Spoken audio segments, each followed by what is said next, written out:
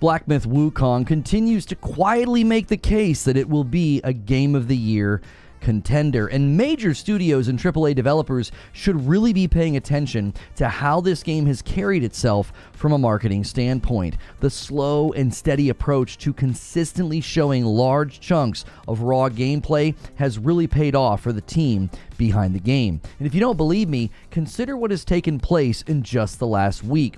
Pre-orders went live for the game back in early June, but just a few days ago, it jumped from being just in the top 100 games pre-ordered or purchased on Steam to jumping to above the likes of Counter-Strike 2 and PUBG. Those are Steam giants. Claiming the #1 spot on Steam with just pre-orders is no small feat, but the game was not done climbing the Steam charts. Just yesterday, it was reported that the benchmark test download hit over 85,000 concurrent players, landing it in the top 20 most played games on Steam at that time. Now, it obviously did not maintain that position for long because it's just a benchmark test, but it's clear that this game is getting ready to make a splash, and at this point, the question is whether or not they can survive the pressure and the level of popularity being thrust on their game. Just this morning, in Morning Coffee, we were sort of discussing where we think this will land. If you're a member to this channel, you can join us in the mornings. We start with Morning Coffee and we end with the Writer's Room.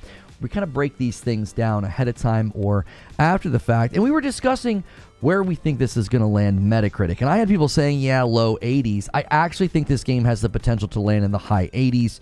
87, 88. I don't know if it'll be able to hold on to a score in the 90s. That's very, very difficult. But consider the slow build-up that they have done, as well as their focus on gameplay. They have been dropping lengthy gameplay videos for years, but it was the switch to Unreal 5 that really started to get them more attention because everybody was singing the praises of Unreal 5 at the time.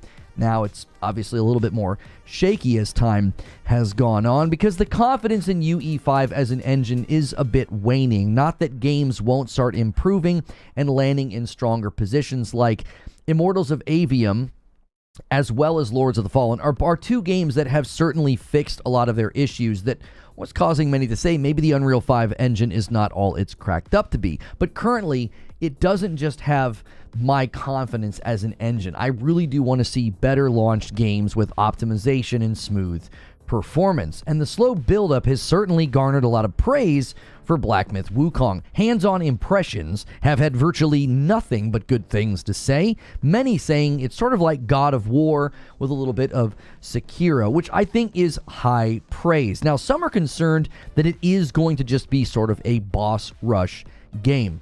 Excuse me. It certainly does not seem like a game that's going to have wide open worlds and spaces. It will be more linear, and we're hearing somewhere around 80 bosses in this game. I think the question is not just what type of game it will be, though. I think the question is how well will it run on the PS5? That has come up quite a bit. Now, those who are in the know, those who have either been at these events or had hands-on or have seen people play or spoke to people who have played have said it's actually optimized very well for the PS5. There will be a 1440 60 FPS mode and a 4K 30 FPS mode. And while the release date for Xbox is still unknown, the developers allegedly said in an interview recently that there is no secret exclusivity deal with PlayStation, and we've also been told by those people out there that are receiving codes for the game. The review embargo is actually a couple of days before the game releases, from what we have been told.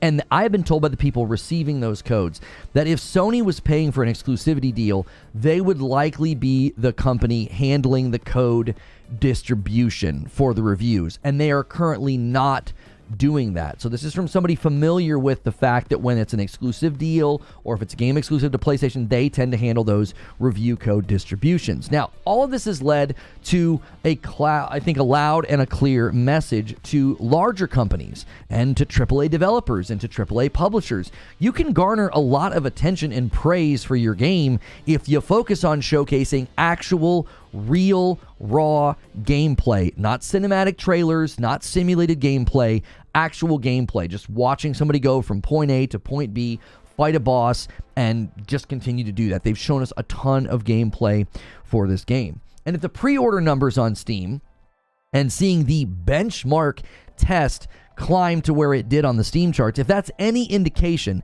then this game should do very well commercially. Now, none of that means that the game's going to deliver. None of this means it will be a Game of the Year nominee or a potential winner. But what I'm seeing are all of the telltale signs of a front-runner video game that'll kind of come out of nowhere for many people. Not a big studio, not a lot of marketing, and not, I don't think, a big publisher behind it to really put it out there on the forefront. But this thing is slowly but surely amassing a big following and a lot of interest, which I think makes it one of the sleeper surprise hits of 2024. But those are just my thoughts.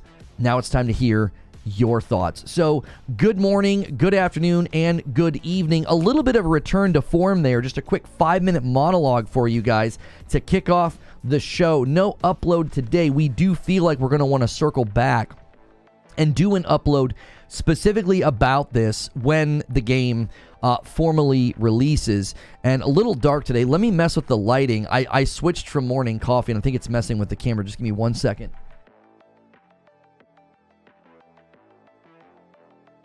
There, that's better. I look like I was in a dungeon. I was like, oh my gosh, it's so dark. So, yes, I actually think, based on everything we're seeing and based on everything we're hearing, we are certainly looking at one of the Game of the Year contenders. Now, I don't know if that necessarily means it will win. Many people seem to think that Final Fantasy VII Rebirth is going to take Game of the Year this year, but I think Black Myth Wukong could be one of the games to surprise some people, simply because it doesn't have, I don't think, in its vein, I don't think it has a ton of competition this year. I don't think Stellar Blade landed strong enough with the review outlets to be a threat to Black Myth Wukong. I really, I actually thought Stellar Blade was good. I probably would give it like a solid, 8.5, 85 or higher, and it landed a little bit lower than that on Metacritic. And you have to remember that when a game is going to get a Game of the Year nomination, it has to do well with the press. It has to do well with YouTubers because of the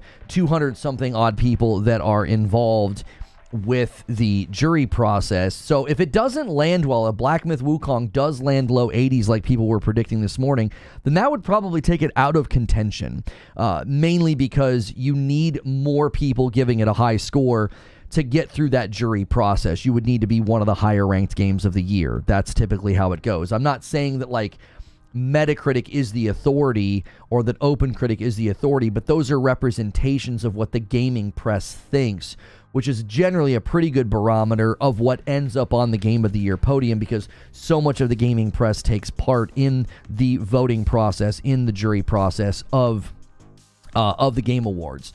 So that's why I cite usually Metacritic and OpenCritic in these discussions. I have always said that I think the user score, is a significantly better representation of the game's quality than Metacritic or OpenCritic. But when it comes to the voting process of the Game Awards, I do think Metacritic and OpenCritic are a very, very good indicator of where a game is going to land. Ghost of Tsushima was lower than 80, and that's going to be a bit of a blip. YouTube's having some trouble today. We just switched ingest servers. I don't know why that's happening. That happened during my my member stream as well. If you have to refresh, if audio gets glitched out, a great way to help us when this happens. We tend to lose some momentum when that happens. I've been streaming for 8 minutes. Smash that like button and let's get some gifted members. We did get a gifted member from Joker Quinn that takes us to 163. We can tend to kind of soften the blow of those blips by showing support for the video. Likes are the best way because they don't cost anything, and there's over 400 of you here. So smash the heck out of that like button. Let's try to course correct as the YouTube ingest servers are having some trouble this morning. Whoever rated Ghost of Tsushima below a 90 at least should put down the controller. What's interesting with Ghost of Tsushima, as an example, is that the actual, I believe it was the director's cut, scored higher. I think the Metacritic for Ghost of Tsushima's original release is very bizarre. The Ghost of Tsushima director's cut got an 87. So I've never quite understood why that game scored so low, because you are correct. It did get a Game of the Year nomination. And TJ Rage gifts a membership. Thank you so much. You're getting blips Yeah, as I said, after we switch ingest servers, you will always get follow-up blips. That's totally normal. You might just have to refresh, or should calm down on its own. Thank you, TJ Rage, for gifting a member. I actually was going to say this to the pushback of like, well, Ghost of Tsushima got an 80 and it got a nomination. Number one, I think Ghost of Tsushima's 80 is clearly lower than it should be. If you look at the game's rating virtually everywhere else, it scored significantly higher than that. I'm not sure what happened. I don't know why that game did not get stronger treatment from the press at the time. There was certainly some of the gaming press that was claiming cultural appropriation. Those people are stupid and don't know what they're talking about, because there was great care taken by the developers to honor the culture there, and they are now ambassadors of the island of Tsushima. So the people that said that are just dumb. But the point is that if you look at the general reception, if you look at the way that it landed on Metacritic as a director's cut, if you look at the way that it landed with the users, if you look at the way that it landed in the nominations of the Game Awards, I don't think that's a great, I don't think that's a great example. I really don't. I don't think that's a great example, and here's why. Good morning, Feed. I see you in the chat. Here's why I don't think it's a great example. Right now, I think it's really, really hard to find a game with a score that low getting nominated for Game of the Year. Unless it has some kind of a cultural moment or something. Like, I know Helldivers 2 kind of had a bit of a moment, but I don't think its Metacritic is particularly strong. Yo, Dirge coming back with 2 months as the slow climb back to gold continues. Thank you so much. Helldivers 2 Metacritic. I don't think it landed particularly strong on Metacritic. Isn't it like a mid to low 80s? Yeah, 82, right?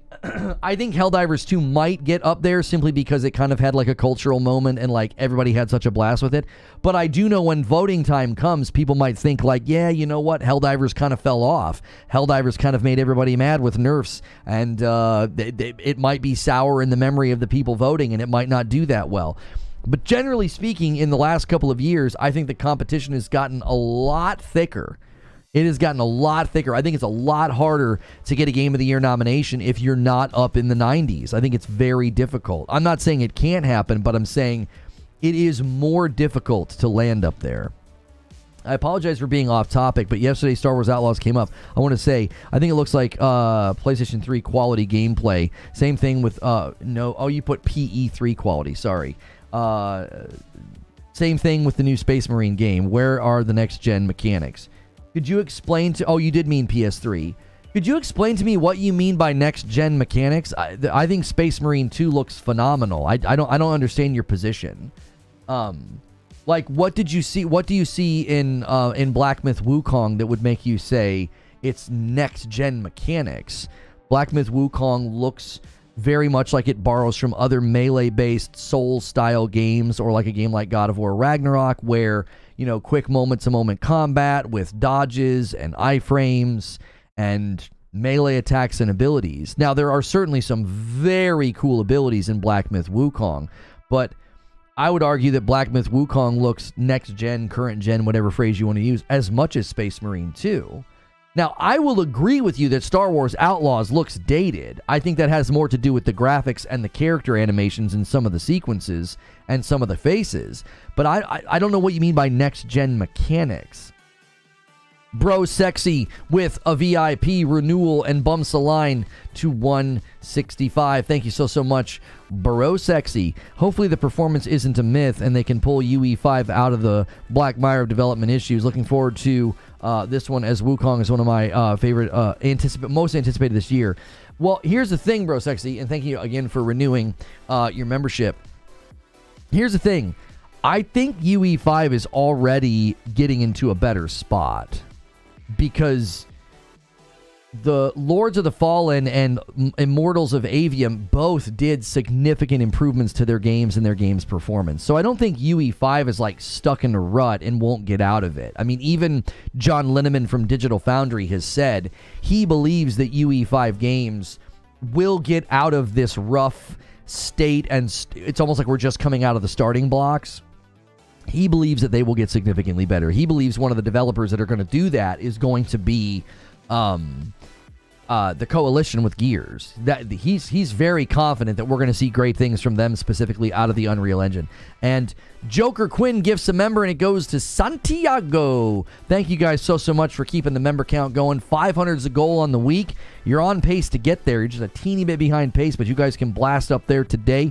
We'll see if any of the big boys step up. But don't wait for the big boys. You can upgrade to Member Plus. That moves the goal. We're very, very close to the goal on Member Pluses, so thank you everybody who's done that. When I see gameplay trailers, it just looks like it could have been made 2 gens ago. I haven't seen much of Wukong. Star Wars Outlaws and Space Marine look like games that we have already played a decade ago. Well, I mean, you're free to think that. I don't think that. I certainly think that Star Wars Outlaws has things in it that we weren't doing a decade ago with respect to leaving the planet and getting into actual space fights and the size and scope of the worlds with the speeder and the intersection of like stealth and sneaking in combat is actually quite good.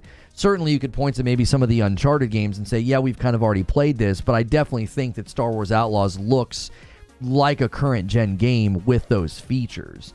I also think always expecting every single game to be brand new and reinvent everything. I don't do that because I don't think I'm going to get that. I don't think when I see a game like Space Marine 2, I don't even look at Black Myth Wukong and feel that way. Like, I don't look at Black Myth Wukong and think, oh, I've never played that game before, ever. I've never played a game like it. No, it's going to have similarities to games like God of War and Sekiro and others, and I think that that's okay.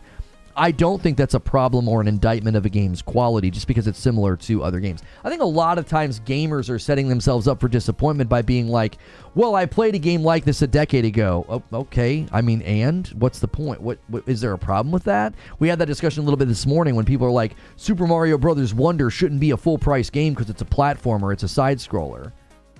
What? A game's quality is not determined by whether or not it's a top-down isometric or an open-world game or a side-scroller or a platformer or a Metroidvania.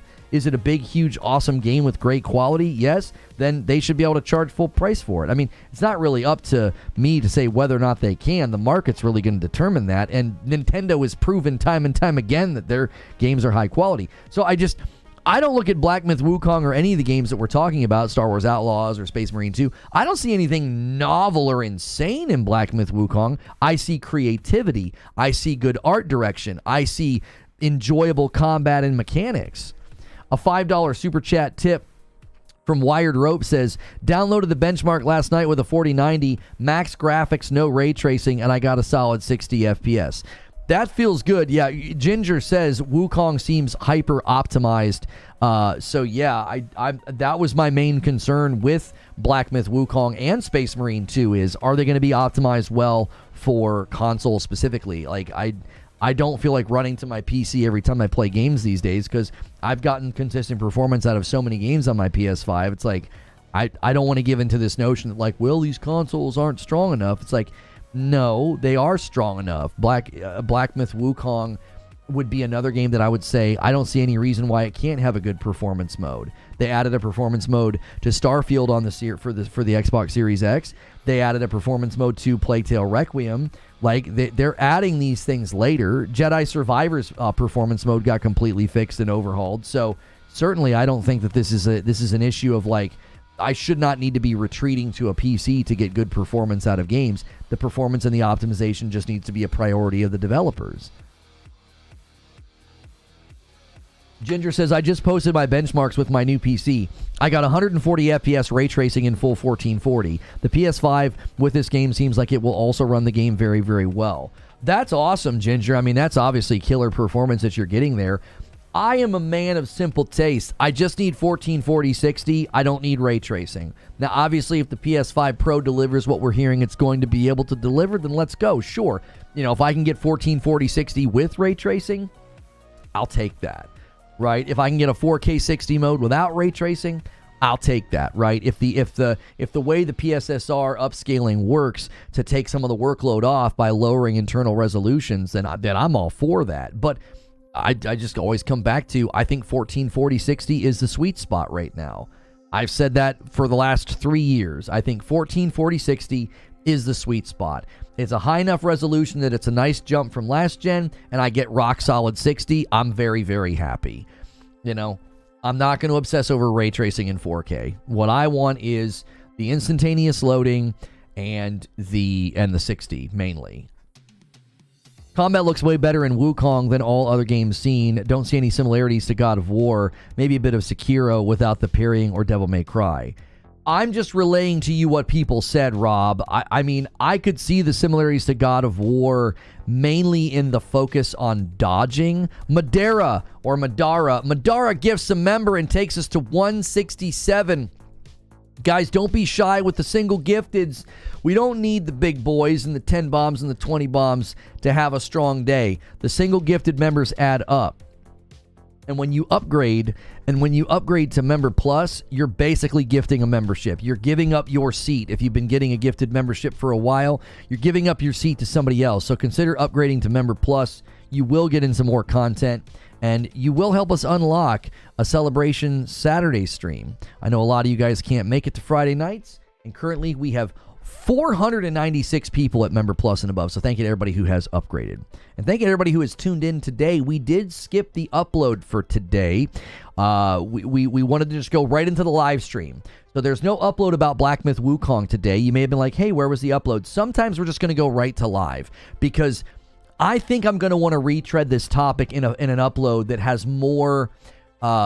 I want more information to put into the video. I want the video to have more value. Right now, we're having more of a discussion in the current moment, and I think that is fun, and it has value right now, but I think I want my uploads to be valuable like a month later, so when you watch it, you're like, hey, this has still got a lot of great information in it. So we're probably going to wait for either the review embargo to drop, or we're going to wait for me to get my own hands on this game before we start making a video about that. So, you know, lucky for you, you guys that like the live environment over the uploads. We just went right into this. That is true. God of War did have a really, really good parry, but it still was a lot of the times very much focused on dodging. I would say I probably dodged... I feel like you dodge more than you parry in God of War, don't you? Silent Spartan with a gifted member. That might be a playstyle thing. I mean, that could be my playstyle. I typically found myself dodging more than parrying. Not having a parry is probably the main reason I'm extremely hesitant towards it. Oh, it's a Black Myth. I'm just here for the coffee. Thank you, Zubair. All jokes aside, thank you to everybody who continues to order the coffee. There's a link below in the description. You can also use the coffee command. So thank you to everybody who continues to do that. And a nice strong turnout today, man. You guys are crushing it. We almost have 200 likes already. We've only been live for 22 minutes. You guys are just absolutely going nuts today. Thank you so much. Rob Sun says, I ran most games I played 4K all maxed out. Hope that still goes. Oh, you primarily parried in God of War. So that might have been a play style thing. I mean, I'm kind of with you, Eugene.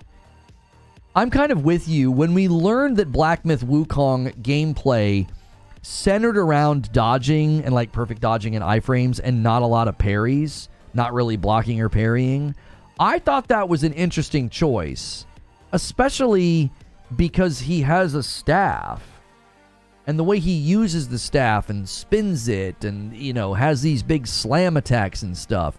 I don't know, it seemed like the type of game that would be perfect for a parry system, you know? Again, it's their art. It's their art direction. I mean, I trust them. I think they've got good ideas from everything we've seen. And so we'll have to see how much the abilities play into it. You also can, like, turn into a boss that you kill. And I wonder if any of those bosses have, like, good parrying. Or what if any of the four... Like, yes, you shape-shift. I wonder if some of the shape-shifting, you know, brings some of that in. I'm not surprised Lono's dad bod's built for dodging. That's right. I love games with parrying. That's why I'm definitely interested in Space Marine 2. It has it. Oh, Space Marine 2 has parrying. Staffs are very defensive in nature, and not using it to parry to deflect feels wrong. Yeah, I tend to agree with you, Eugene. I felt the same way. I was like, wait, a staff is more of a, you're knocking... You can do a lot of, like, the raise to block. You can do, like, a knock up where, like, you kind of bring the staff up and, like, knock whatever weapon they have up in the air. Is there a way to listen to audio only? I'm on the phone YouTube app about to do some work. You can obviously do YouTube Premium, and that's the ability to watch something audio only. And then we also have a members-only Discord where I am on the Discord stage talking, and there's no music, but you can hear me interacting. Now, that is reserved for members, though. I really like parrying now, too. I used to be a dodge. Oh, yeah, I've told you guys before, and this is one of the reasons that I really love Sekiro, and it's one of my all-time favorite games, is I love the focus on parrying. I think that's my favorite thing to do in melee-based combat. I think it's why I enjoyed Ghost of Tsushima so much. It's why I enjoyed Sekiro so much. It really is. It's the parrying.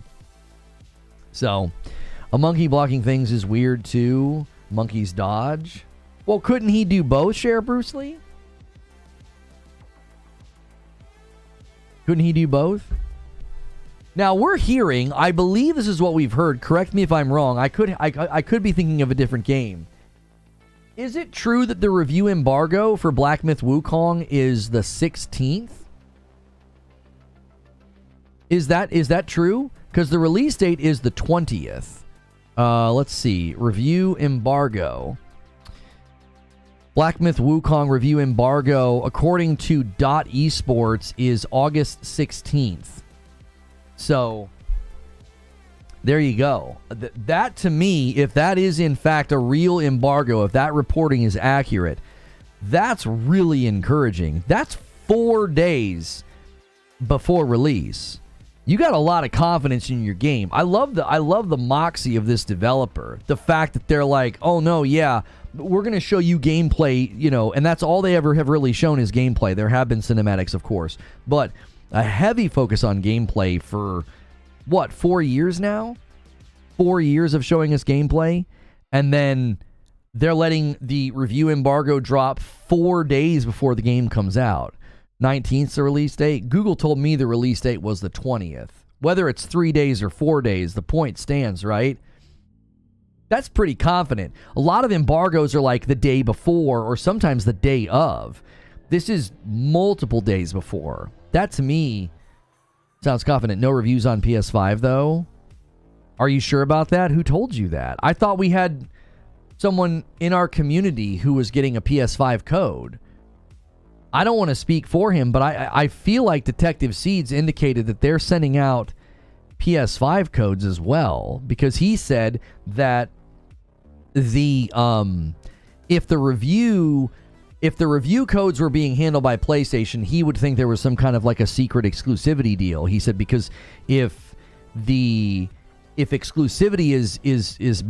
exclusivity is in place, then you tend to see PlayStation handle the code distribution. And he was like, PlayStation's not handling the code distribution. So he's saying he doesn't think there's any kind of exclusivity deal. And I agree with him. If PlayStation was playing for a secret Black Myth Wukong exclusive deal, I feel like we'd see evidence of that. We would see PlayStation handling the marketing. I also think PlayStation would flex that. We're looking at one of the potential Game of the Year nominees of the year, and you would want to hitch yourself to that wagon. You'd want to be like, no, yeah, we've got an exclusivity deal on that game. You want to play Black Myth Wukong, you got to get a PlayStation. I think that they would leverage that. Why wouldn't PlayStation admit if they had an exclusive deal? That's what I'm saying. I think there's more marketing power in saying you have an exclusivity deal than keeping it secret. I also don't know if a developer would agree to that. Like, oh yeah, sure, we'll do an exclusivity deal and we won't tell anybody. We'll just make up the same excuse that, Larian made up, that, we're having trouble getting things up to our level of quality. And, Larian was lying too, I guess. They're reporting that Xbox isn't optimized yet, so who knows how long that will take, says Ginger. I thought I heard the codes were PC only so far. Are they? Okay, hang on. Let's see. Black Myth Wukong review PS5 codes. Let's see if anybody's reported on this anywhere. I'm seeing a Reddit thread that says Black Myth Wukong reviewers will only be allowed to review the PC version. Big red flag. Reviewers will only receive PC codes. But where's this person getting this info? They didn't source their claim. They're just claiming it. They put this on the Black Myth Wukong subreddit 3 days ago, but they don't have a source. They're not linking to an article or a tweet. That is concerning. Unless that's the best, unless that's the version they can send early. I thought that the game went gold. Black Myth Woo.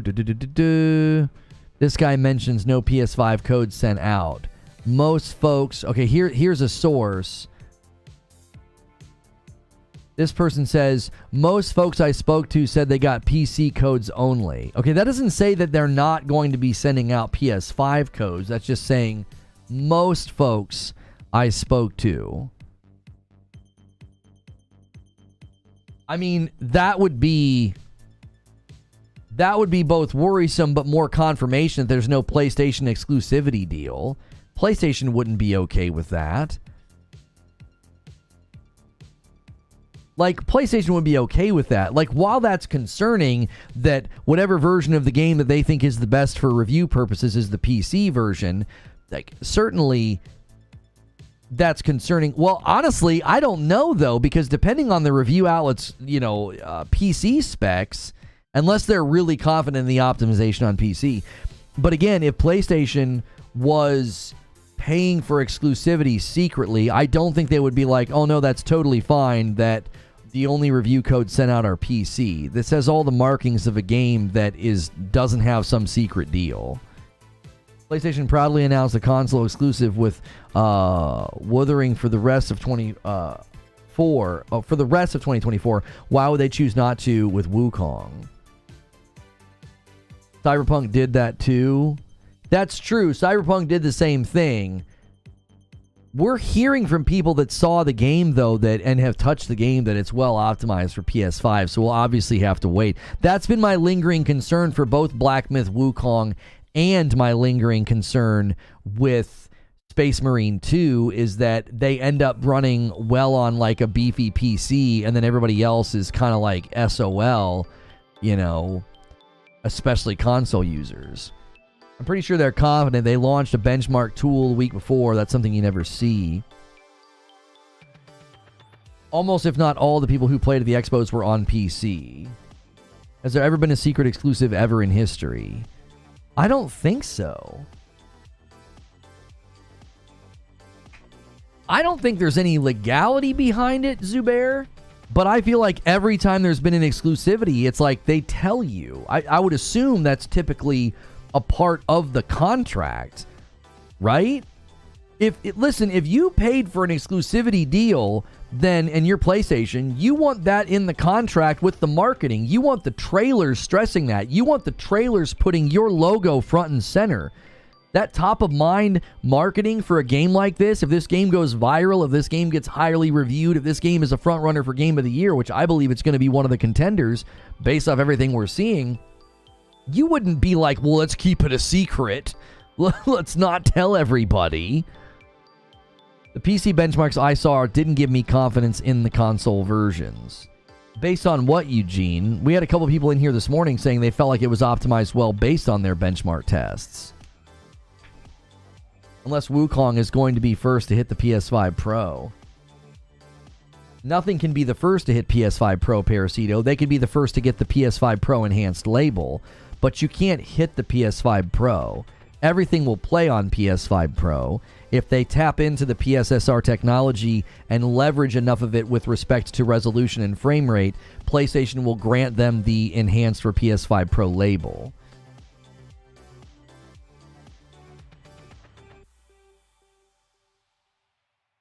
Do you think political correctness makes a difference like Hogwarts Legacy? I'm not sure what you mean. I definitely know that review outlets gave that game the cold shoulder because they didn't want anybody to call them out, and plenty of people were lying and falsely reporting at the time that if you supported Hogwarts Legacy, you supported bad organizations, which was a lie, but it was a great way to make everybody feel like, oh, we can't talk about the game in a positive light. It was the most sold game last year. Oh, you think in terms of marketing, it'll be one of the first PS5 Pro marketed games, Paris. That's what you meant. Okay, now I understand what you're saying. I don't know, though, Paris. I feel like some of the first games marketed for PS5 Pro Enhanced are going to be first-party titles, homie. I don't think PlayStation's going to say, hey, we're so proud to announce the PS5 Pro, and our very first PS5 Pro Enhanced game is a third-party game. I think they would want to say, Spider-Man 2 and God of War Ragnarok and Horizon Forbidden West and Returnal or Ratchet and Clank. I think they'd want to trot out some of those games first to establish brand confidence in them, and maybe Black Myth is included. And maybe that's what you mean. Maybe it'll be one of the first non-first party games to be included in that marketing. I still see no signs of an exclusivity deal because you would see PlayStation handling aspects of the marketing and they're not. And you would certainly not see PC codes being distributed for the reviews. Everyone I've seen says the PS5 version is very well optimized. I have faith. I want to look at the sources who are claiming that, though. Are we dealing with you know, somebody said it on Twitter and then it becomes headcanon and we all think that it's true, or has it actually been said by a reputable source who has touched or seen the game on PS5, right? Like, maybe we can go down that rabbit hole right now. PS5 version well optimized. I swear I saw a tweet. Journalist Ignis the Wise, who had the chance to try the game at Gamescom and the Hangzhou events, stated that these concerns were unfounded. He confirms the PS5 version is well optimized and that the developer kits for the console were also available at these events. Okay, so it seems then that if the PS5 developer kits for the consoles were available at these events, does that mean people were able to play it?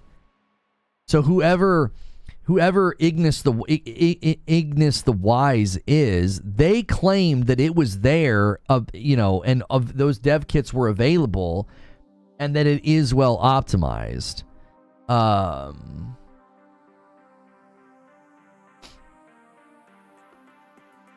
Let's see.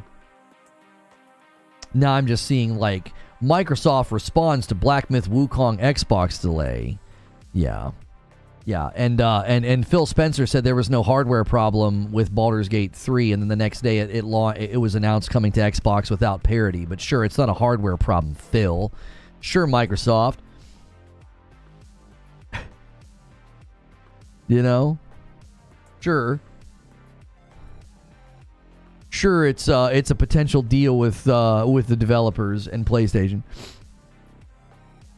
Returnal super underrated. It's like one of my favorite PlayStation games. It was my game of the year that year, and it really, you know what's sad about that game is my opinion of Returnal completely changed when I did a full run. And I think a lot of the reviews for Returnal struggled because people couldn't get a full run in. If you're like me, and a lot of the developers did, they got to Biome 3 and they stalled out, and then later on, Housemarque retuned Biome 3 to be more balanced with the rest of the game. There were single enemies that were stronger than, like, Biome 2's boss was a joke compared to some of the enemies in Biome 3. Like, it was very overtuned. And so I think a lot of people's opinion of Returnal was lower than it should have been because they got stuck in Biome 3 and they're like only able to sort of say, cool game, cool graphics, fun mechanics, but I'm stuck. And my opinion of that game completely changed when they readjusted Biome 3, made it more balanced. I did a full run through of the game and I was like, this is one of the greatest games I've ever played. And I have to wonder if Gaming Press would have thought similarly if the game would have been more balanced when it came out. There were also a lot of users that didn't know that Returnal was a rogue, and if you go read a lot of the negative user reviews, they're like, why am I starting over? It's like, it's a rogue, you dummies. Is it normal to bring PS5 dev kits to a showing when you are not working with PlayStation? Maybe the devs are working with PlayStation, but they didn't do a deal. Maybe they got extra tech support. I mean, working with PlayStation or working with their dev kits wouldn't hint to like a secret exclusivity deal, right? I mean, Xbox was working with Larian to try to get Baldur's Gate 3 co-op split screen working on the Series S, and there wasn't any kind of a deal between those companies either. So I would say that that's not uncommon for things like that to take place. And I also think, like, if you think about it, they provide them with the dev kit so that the games can come to their platform. So I don't think it's unusual for a developer to have the dev kits, or to maybe even feel like it would be worth bringing them if that's where the games are going to land. Paris says dev kits at shows is not uncommon. Yeah, Sadly, the search algo is so jacked up with Black Myth Wukong. Let's get rid of well optimized and just do PS5 version and see if anybody has talked about what they've seen. Yeah, this person's attempting, the same person is attempting to say their PS5's graphics modes, a 4K 30 and a 1440 60 is very well optimized. Now, isn't Lunatic Ignis is the person that we looked at yesterday with respect to the PlayStation Showcase, and Lunatic Ignis has stated there's a PlayStation Showcase in September. They've also apparently been a reliable leaker. I believe they're Chinese, and they've been a reliable leaker. So they may actually be, in this particular situation, reliable, like they've seen it. The tweet from Lunatic Ignis reads as follows. I saw a lot of people worried about Black Myth Wukong running bad on PS5. I can confirm that the PS5 version is very optimized. The dev kits were also at Gamescom and Hangzhou, I guess. And that's when he put 1440p 60 FPS and 2160p 30 FPS. And MASH with the 20 bomb takes us up to 188. Unbelievable. I owe you guys 5 members for the 175, and we're already on the doorstep at 200. Jiminy Christmas. We'll see if MASH has a tag team partner today. The other day, a bunch of big member bombs dropped at the exact same time, and we'll see if it happens again today. Thank you again, MASH. Why are you showing me that, Paris? Hellblade 2 on sale on Steam. What's the significance of showing me that? Just letting me know. I mean, I own it on Steam.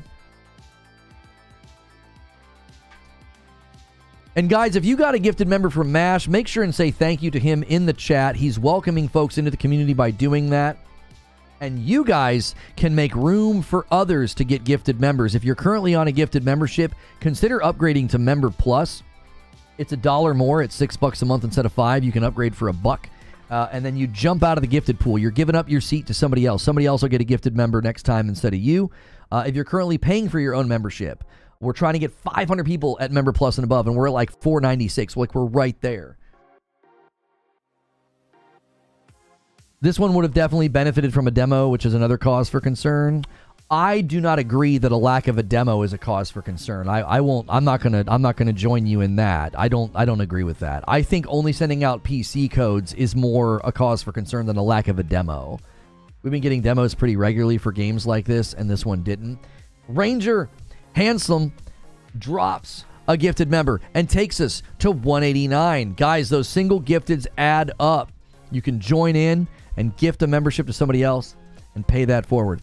I don't disagree that like a demo would have been nice, and we have been getting demos, but I don't expect demos at this point. I don't. There was no... I mean, I'm trying to think of games that there weren't demos for from PlayStation that were perfectly fine. Right? Like, their first-party games typically have not done demos. So outside of Stellar Blade and Final Fantasy 16, Eugene, do you what pattern of demos do you think that we have been getting?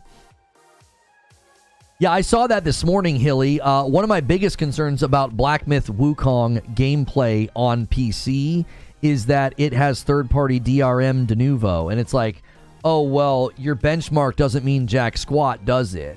You're going to have all these people downloading your benchmark thing, running those tests, and thinking they're going to have a great time, and then de novo is going to screw the pooch. Yo, XCal gifts a member and takes us to 190.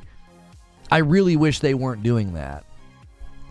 I really wish they weren't doing that. There's probably going to be a rash of bad reviews day one on Steam because of that. New developer, first game, lots of unknown. Ronin has one. Ronin didn't have a demo at launch. Wait. No. Did Ronin have a demo at launch? I feel like I would have played it. Or maybe I was too busy. Did Rise of the Ronin have a demo at launch? I don't think that it did. I felt like they added that later. Rise of the Ronin demo before launch. No, Rise of the Ronin big update, free demo now available. That's a week-old video. No, the demo is not available at launch for Rise of the Ronin. Yeah, that actually would have hurt Rise of the Ronin because Rise of the Ronin had performance issues and it didn't look that great. Did Helldivers 2 get one? It's unusual for a live service game to do a demo, so I didn't even think to mention Helldivers 2 not having one. I don't know if that's a fair comparison. Prior to this year, have we been getting regular demos? I don't think that we have. You got one for Final Fantasy 16 and Stellar Blade. Has there been a steady... I don't feel like there's been a steady flow of demos for games on PlayStation. Did Ghost of Tsushima have one? I don't even know if demos were happening back then. That was like 4 years ago. I think demos have been a little bit more common recently, but that feels like a this year thing. I think the demos are up to the devs' discretion. Yeah, most games don't have demos. Like I said, I think I'm more inclined to say that only sending out PC codes for the reviews, I think that's more concerning than there not being a demo. I'm actually okay with games not doing demos. Like when Space Marine 2 canceled their beta to focus on optimization, I was like, I'm totally fine with that. I don't want companies trying to make sure they have like a shippable slice of the game so that people can try it out. I don't want them focusing on that prior to release. I don't think that that's important. I don't. Now, I am in favor of something that's similar but very different, which are game trials. Game trials is where you can try the fully launched version of the game for a period of time. Like on PlayStation with PlayStation Plus Premium, you can play for like an hour or two. You're playing the full version of the game. You just haven't purchased it yet. That's not a demo. There's a big difference between a demo and a trial. The demo hurt Final Fantasy VII Remake. It was so blurry on performance mode. Forspoken had a demo. Yep, I remember playing it. Yeah. And that was a weird demo because they let you play late stage in the game with all these abilities. And like, I had no flow state with the game, so I had no idea how to use everything. They created demos for the expos. It's not like they had to build something new. Well, I mean, I don't see eye to eye with you on this, Eugene, and there's a couple of reasons why. In particular, with Black Myth Wukong gameplay, in particular, they have not been shy about showing us a ton of gameplay. They've allowed people to play it at the expos, and they pushed out this benchmark, and their review embargo drops 4 days before the game comes out. So, I feel like they've earned at least some level of confidence and trust to be like, okay, you don't need to give me a demo, you know. You don't need to give me a demo. Again, what I would hope is that they've figured out good optimization on PS5 and that this leaker is indeed relaying good info. Final Fantasy VII had 2 demos. The first one was part of Chapter 1 and later the open world part. I was on radio silence for Rebirth and forgot that. I'm not sure what you mean. Oh, did you like mute it so that you didn't get spoilers, Donnie? With the Xbox woes they are having, it's probably very smart on their behalf to just give out PC and... giving it to PC and PlayStation. It'd be weird and cause a ruckus. I'm not sure what you're saying.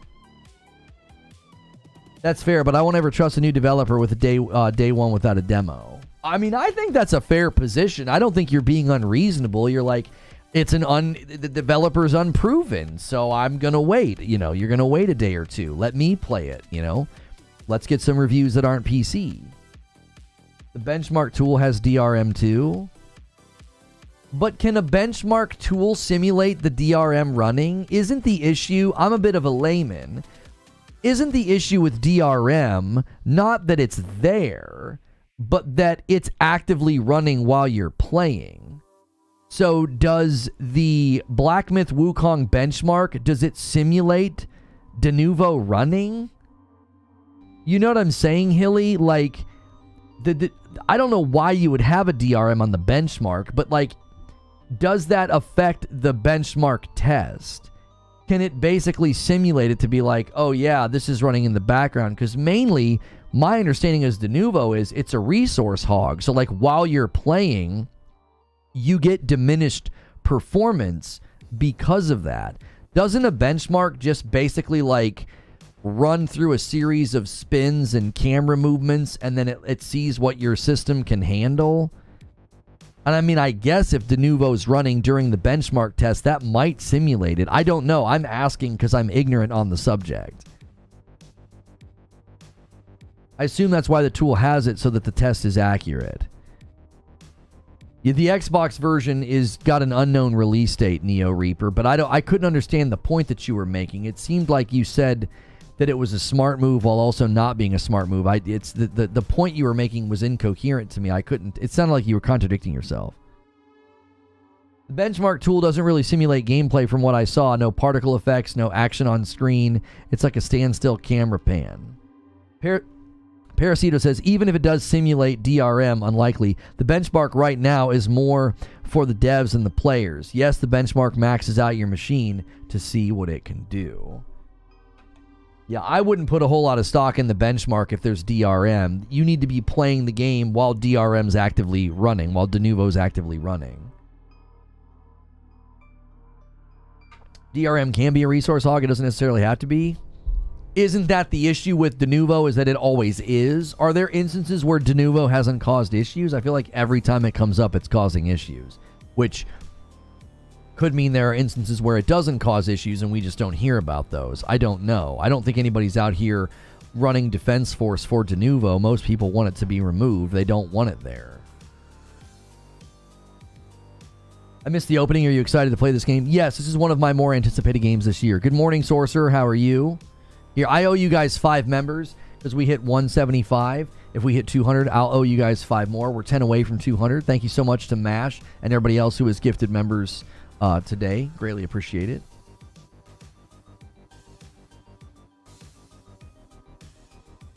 Steam page literally says that the DRM is in the benchmark tool. Right, but Carter, my question is, can DRM in the benchmark tool truly simulate what happens when you're playing the game and Denuvo's running? It's right, like, isn't the issue that Denuvo's a resource hog? So as you're playing, things are happening. It's not like this, run a benchmark for 30 or 60 seconds and then Denuvo's not going to be a problem. I'm not saying that it's not a valid test. I'm asking, is it? Like, I don't know. I'm not super educated on what it is that Denuvo does. I'm very layman, and my layman understanding is that it causes performance issues in games because it hogs up resources and it's running while you're playing. That's like my very limited knowledge, armchair understanding of Denuvo. Parasita says, Denuvo is always a resource hog. It only doesn't cause issues when you've got pristine multi-threading support and an absolute monster of a machine. It would be running in the benchmark. But does the benchmark truly simulate gameplay, though? Isn't a benchmark just throwing everything it can at your graphics card and your CPU and your memory to see just how much strain you could put on your system and maintain frames per second? Does it simulate going from one room to the next? Does it simulate like the moment-to-moment combat and the quick movements and the iframes and stuff? And a 20 bomb from MASH! MASH says, I'll be my own tag team partner. And he skyrockets us again up to 210. And then Julio renews a VIP. Member renewals count towards the goal if they are a member plus or higher. Thank you, Julio. I appreciate that.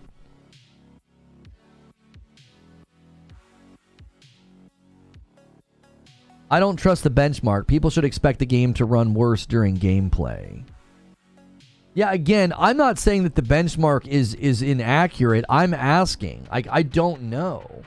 By nature of how Denuvo does their DRM, the benchmark cannot accurately display the impact to the player.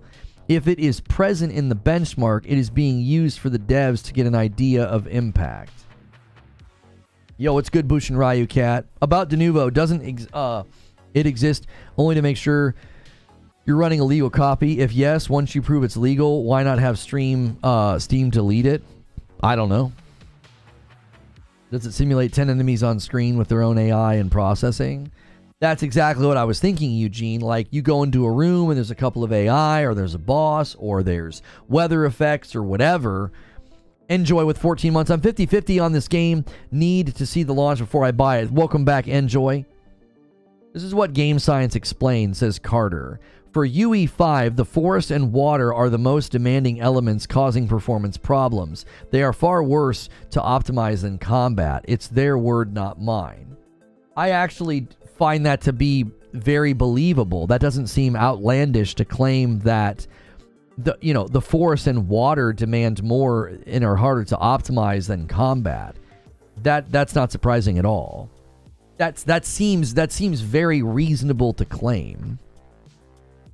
Zubair says, I'm looking it up. It looks like part of what it does is it encrypts files, so decryption would require some CPU cycles. The test is in the forest and over the water, says Hilly. So what Carter's saying, Eugene, might be pushback against what we're worried about, which is if the hardest thing to optimize is the forest and the water, and that's what the benchmark tests, then the combat and the enemies aren't going to be an issue because that's not been as hard for them to optimize.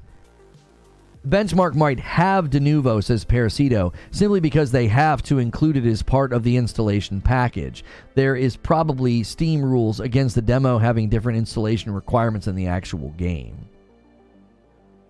Johnny says, I'm 0 on this game. I'm done with Far East Souls-like-esque looking themed.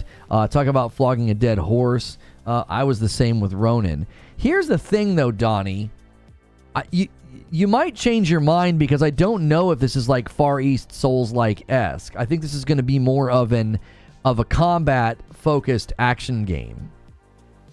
Like I don't know if this one's going to feel like, yeah, I'm just playing another Far East Souls, It doesn't. I don't think it's meant to be like that. There's clear influences for sure. But I don't know. I feel like you might change your tune once the game's in the hands of the public and you can watch a couple streams. Are we saying they're so dumb that they released a benchmark that doesn't benchmark their game?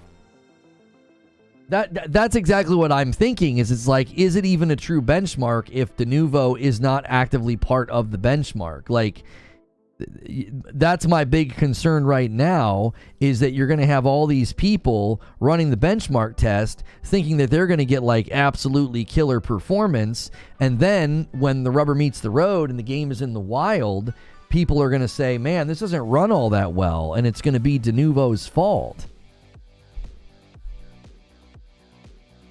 That was rhetorical, says Eugene. I knew it didn't. The benchmark is really not representative of demands while the game is running. No, I appreciate it maybe not Souls-like, but there are maybe half a dozen games now that literally look the same. Add in Ronin and now Wukong into that. They're all just blending together. What other games are you feeling like are blending in with this, Donnie? I'm not saying you're wrong. It's your own perspective. So you're like, like you were wrong about Diablo 4 at launch, but I mean, that's just something that we have to come to grips with, right? But no, I mean it. I'm genuinely curious. What games are you thinking of? Like, where's this pattern emerging? Are you thinking in the realm of like Elden Ring, Stellar Blade, Tsushima? Like, how broad is this category for you? I want to know the games that you're thinking of. Literally not the same. The devs already said it's not a Souls-like. Yeah, that doesn't seem to be Donnie's issue. It seems that Donnie's issue is more thematic, than anything, which is totally fine. That's totally fine to have like I'm kind of getting burned out on this. We got somebody typing in Chinese. Xiao, if that's how you say your name? How can we still optimize when there are only a few days left? I had to translate what you said because I don't speak Chinese, but I think that's a good question. Usually, if you can understand what I'm saying, if you can understand English, then that's the only way I can answer you. So I'm going to do my best. Usually, a game is optimized up until and after release. Like, I've seen this notion a lot lately, where day one patches are bemoaned as like a sign of the times that like gaming is dead and terrible. And I think that is just such an egregious misrepresentation of what day one patches are. Day one patches can represent a game that's not ready for launch. That is true. Day one patches can also represent a developer that is committed to quality and making sure the game is the most polished it can possibly be. I've played plenty of games that have had day one patches that were wonderful experiences, and the day one patch like ironed out a few problems that were discovered after the game went gold. That's a game developer committed to quality. And we have these talking heads and these pundits and these ideologues that are like, day one patches. Yeah, you shouldn't. I remember the time when we didn't need a day one patch. Yeah, I remember the time where if a game launched bugged, it was bugged for life. I remember that. Do you remember that? Do you want to go back there? You do? You want to go back to cartridges, and if the game's bugged, it's bugged, and you just live with it? I don't mind a day one patch. Now, and this again is where we were talking about this in Morning Coffee. Gamers really struggle to diagnose what the problem is. Oh yeah, day one patch, man. We shouldn't need a day one patch. And then instead of saying this game wasn't ready for release, they blame the day one patch. And it's like, the day one patch is not the issue. The day one patch is merely attached to a larger problem, like Jedi Survivor wasn't ready for launch. That doesn't mean day one patches are bad. Like, I feel like I've played more games with day one patches that played perfectly fine than playing games with day one patches that were still a disaster after the fact. Street Shadow with a $10 super chat tip says, day one patches can, yes, show a game wasn't ready. In the past, games came out and were broken on launch, and that was how they stayed. Nostalgia blinds us on the topic. Exactly, Street Shadow. Let me find my man Donnie here and see what he said. I want to see his answer. He said, yes, it's thematic, as you say. Rather than boiling down the technicalities of a Souls-like, we still have more to come, too. So Donnie's still adding to his answer here. I was just curious what games you felt like were hitting this theme. Hilly says, I don't, as a layman, have to know if de novo is running. It runs in the exe file of the game and not a separate process. A general user has no way to know the impact it's having if it isn't in Task Manager. Also, I can't determine if it's in the benchmark tool. It's different when it's a physical copy and unplayable for the first couple of days. Can't win. Most of the 80s games were bugged with no other choice but to play through the bugs. I don't know if that statement's altogether accurate. Most of the 80s games were bugs. I don't know if that's true. I mean, we'd have to look into that. I think a lot of games launched and were perfectly fine back then.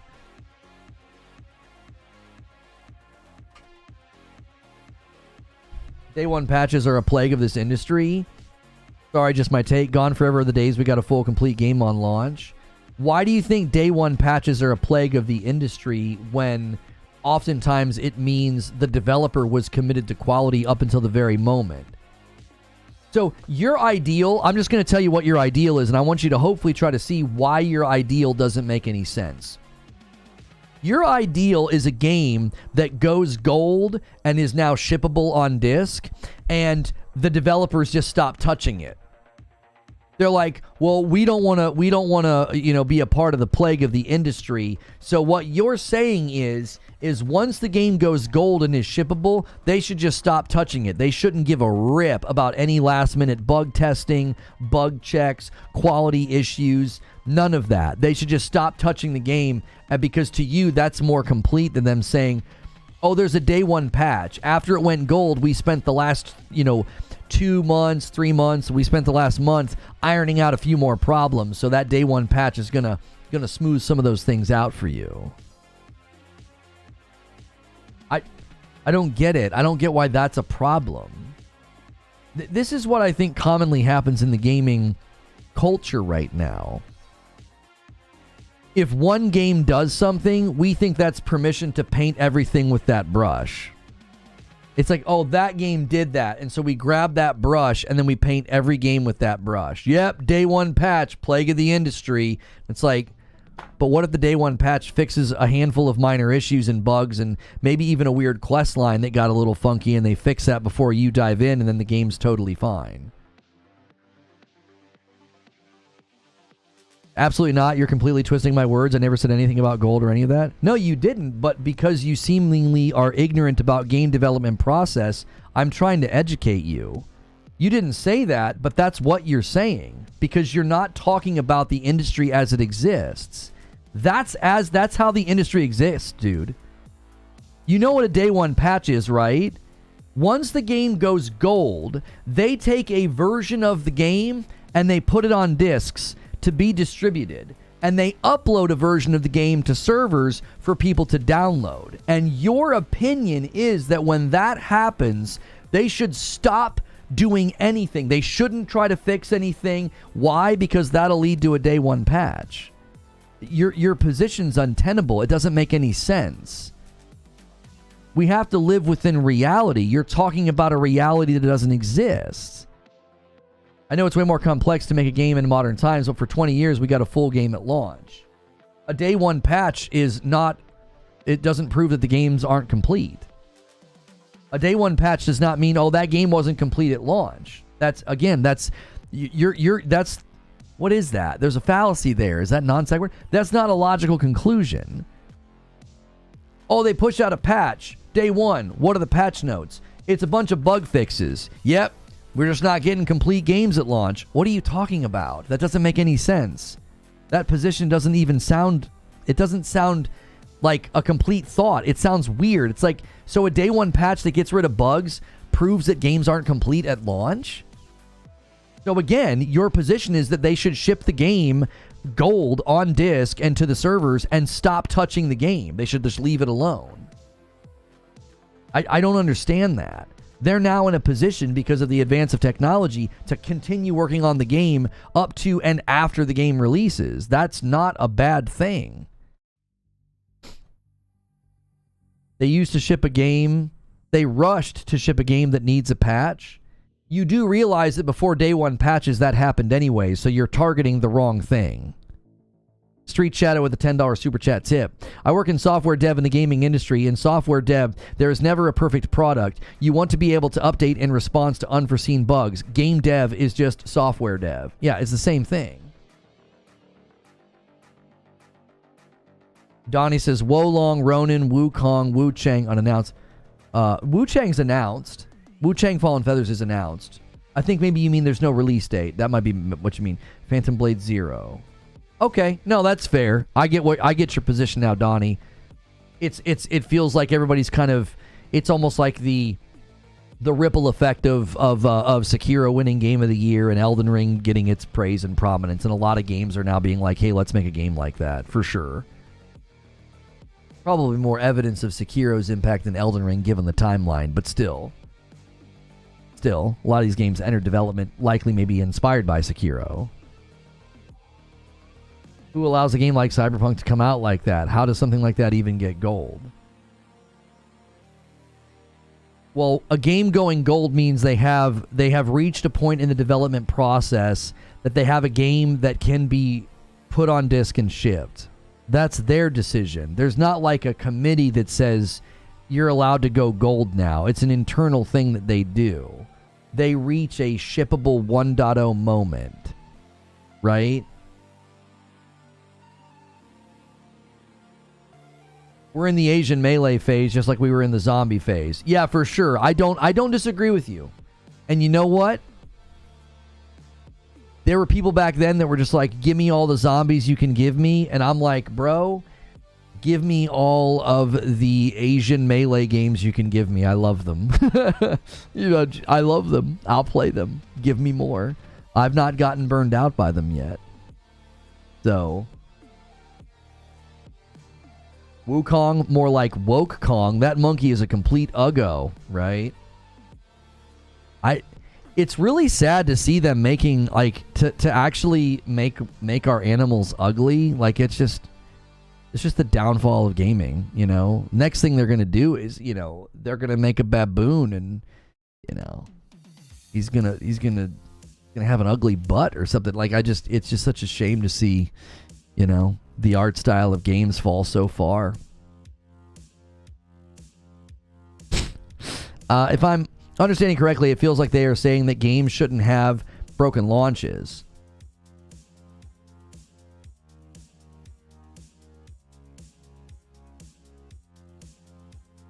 Okay, I'm going to try to steel man Vipel's argument, okay? Because I think you could make your argument better, Vipel, right?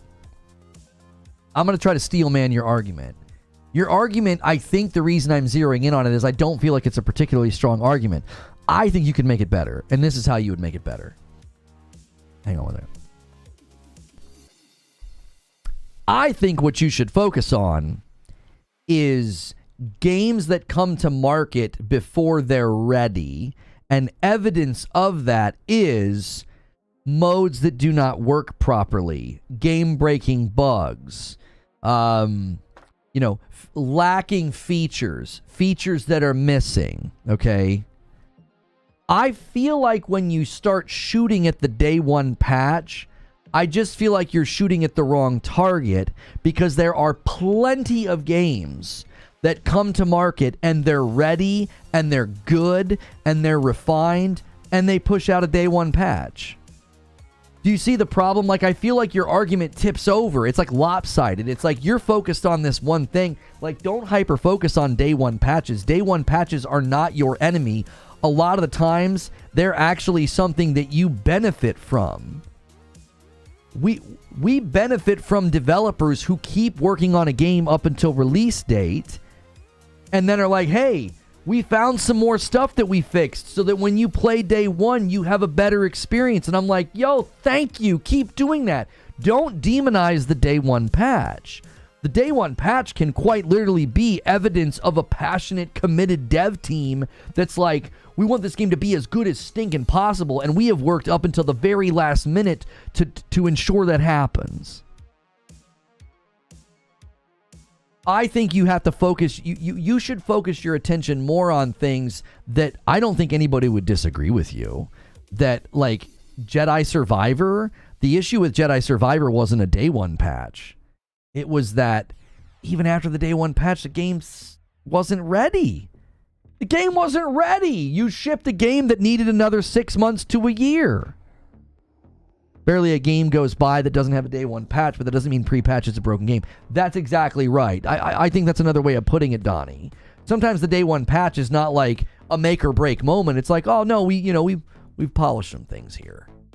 You know? So I'm making your argument better. I am. I think your argument is good. Just don't demonize the day one patch. I don't like seeing day one patches demonized because I know a lot of times it's evidence of a developer that cares. And we start hurling like ire and anger at developers. Like, yeah, the day one patch, as you called it, it's a plague of the industry. No. Games coming to market that are not feature complete and not ready, that's the plague. If a day one patch, I'll say it this way, Vipel, if a day one patch cannot put a game into a feature complete and polished state, then the day one patch is not the problem. It isn't. If a day one patch can ensure that that game is feature complete and polished, then that day one patch hasn't done anything wrong. It's that after the day one patch, if the game is still busted and broken and buggy, that's the issue. I don't have an issue with day one patches. I'm upset with day one patches becoming the norm. Too often now the shareholders want the game to be out on a certain date. Yeah, again, I still think you're pointing at the wrong target. Day one patches are the norm because developers can do something they couldn't do in the past. In the past, you weren't able to do that. You were like, oh, frick, what? Level 2's got a bug in it. Welp. Well, you wholeheartedly agree with that take. Okay, yeah. All right, so then we're in agreement then. I just noticed there's a lot of this going around. Nadeshot touched on it. People wanting to see games fail. I've touched on it with Helldivers 2. Thor has touched on this. Pirate Software. This isn't us. They might not have said it in this way, but I think that Thor and the Helldivers 2 situation, and I think even Nadeshot, is getting at the issue of there's this weird us versus them mentality. It's pervasive in gaming commentary. And do you want to know why I think that is? I think it's very easy to make content for a tribe. And the best thing for a tribe is to have an enemy. And I think a really great enemy is this faceless boogeyman that is these corporate greedy overlords that we can yell about every time a game comes out and has an issue, or anytime anything bad happens in the industry. And so what I think that does is it turns into it's us versus you. And I think that that's an unhealthy view of the industry, and I think it's leading to a lot of what frustrates us in these discussions and in these conversations. And it's why Nadeshot can say, man, it feels like a lot of people just want games to fail these days. Like, they can't wait for a game to fail. They cheer for it. Ula Tech with 18 months of memberships says competitive games need continuous patching because professionals find ways to exploit. Great show. Any other game of the year contenders? Yo, thank you so much for renewing your membership, taking us to 212 members on the week. You guys are almost to the halfway point of membership for the week. Thank you very much. Yeah, I think Black Myth Wukong is a game of the year contender. I think Final Fantasy VII Rebirth is the current front runner. I think Astrobot is going to end up sneaking up there. And I know people are, being tribalistic and making fun of Astrobot, but I think Astrobot's going to blow everybody's minds, and then they're going to claim media bias because that narrative has no end of cope. Like, it'll be when Astrobot gets a bunch of praise and gets nominations in categories and wins awards, we're going to hear all kind of things. We'll probably hear Xbox tax. We'll probably hear PlayStation media bias, or whatever the frick people want to come up with, instead of maybe just admitting that it's a good game. So yeah, I think Astrobot will be up there. I think that's going to be probably pretty frustrating, though, to see Final Fantasy VII Rebirth and Black Myth Wukong and Astrobot up there if that indeed happens, because Wukong is an accidental timed exclusive, and it's an inadvertent timed exclusive. Like, it's not a timed exclusive, but it's inadvertently becoming that because it's coming to PlayStation first. Final Fantasy VII Rebirth is a PlayStation exclusive. Astrobot's going to be a PlayStation exclusive. So, yeah.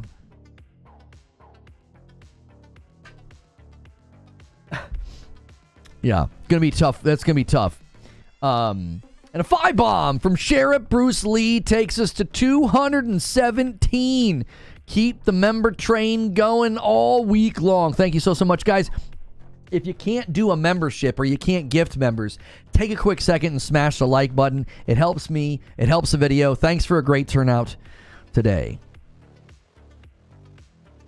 Wukong is winning. I've seen the leaks. It's winning, no contest. So, TJ, you think, based on what you've seen in the leaks, that this thing's going to outpace, outshine, and have a score strong enough to beat Final Fantasy VII Rebirth? Everybody kind of sees that as the front runner right now. I honestly don't think this game will launch on Xbox.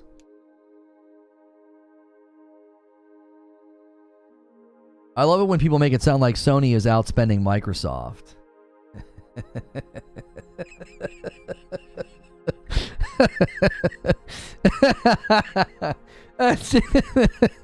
It's true, AOZ, isn't it? That big bully Sony over there being a big meanie and outspending Microsoft. It just isn't fair. It's just not fair. Belphegor with a 5 gifted bomb takes us to 222. So close to me owing you guys 5 more members. Wait, did I do both of the 5 bombs that I owed you guys? Have I done both? No, I've only done the one. I owe you guys for hitting 200. If we hit 225, I'll just drop the 10 bomb that I owe. Mr. B says, I don't think Black Myth Wukong scores better than Rebirth unless it nails every aspect. Joel Kirkwood says, there are a subset of people who want these games to fail. The hardcore games art crowd feel that games as a service are incompatible with their view of the medium. Yeah, what's interesting to me is the idea that like live service is terrible and the devil, you know, and yet a lot of these people grew up playing World of Warcraft or EverQuest, or RuneScape. Like, I don't get it. I don't quite understand. League of Legends, CSGO, ongoing games that, you know, get updates and add content and, you know, you need their servers to play. I don't understand. I think it's really weird. Like, I wonder if you could always do a, you know, a game catalog checkup to be like, here's a guy screaming till he's red in the face about live service games being the bane of gaming. I wonder if you could check what they've played and be like, well, you're a hypocrite. Like, I feel like that's probably a 10 out of 10. That's a 10 out of 10. Like, the people that get so angry and want to hurl hate and yell and scream about live service games have probably played some of the most popular ones.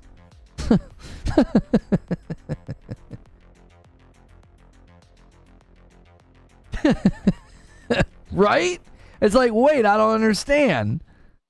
What's the issue here? So all these really popular games did it and made a ton of money, and you don't think other people are going to try to do it? Metacritic scores don't determine Game of the Year. Impact does. You're correct and incorrect. I think you're stating it too simplistically. I do. Because there's a part of me that agrees with you, but there's a part of me that knows that you're not right.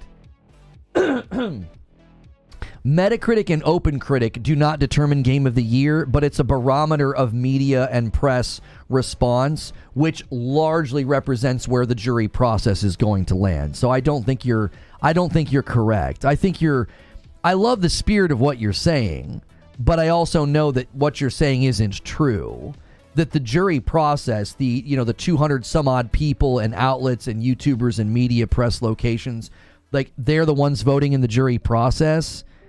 When you go to Metacritic and OpenCritic, you can pretty much guess what's going to get on the podium because of where they landed with their score. Games in the mid to low 80s are going to struggle. Why? Because they're not going to have enough people voting for them. You're not going to have enough press outlets voting for them. Why? Because these press outlets are going to comb back over the year. They're going to look at what they scored and what they reviewed, and they're going to say, these are the games that we thought were the best. So it's a quantity problem. I've never, and I said this earlier, I don't think that Metacritic and OpenCritic are the arbiter of what is Game of the Year. They're not the arbiter of what is good, but they represent the barometer. It's like, oh no, that's where the press outlets are going to land. That's where the jury process is going to land. You go to OpenCritic and Metacritic to be like, what did the press and what did the media think? Because they're primarily the ones voting in the process, and that's how you make your guess. I've always said your best barometer of how good a game is the user score on Steam, PlayStation, and Xbox. That user score is the absolute best representation of a game's quality. Because when you want to go to like Forza Motorsport and all these fanboys were like, it's a perfectly fine game. Look at its Metacritic. Look at its user score, you liar. Like, go look at its user score. You're just lying to the public. That game was trash when it came out. Oh, but the Metacritic. Stop. No. Metacritic and OpenCritic give us an inclination and a guess of where the general barometer of Game of the Year voting is going to land. But that is not the best representation of those games' quality. It's not. It's a flawed process. It works for the Gaming Awards event, but as the user, you should always put more stock in the user score. Always. You go to Steam on some of those games, you're like, oh my gosh, the score's terrible. And then you go to Metacritic and you're like, what the frick is this? I'll tell you what it is. It's the media playing nice. It's access journalism. They don't want to lose their access.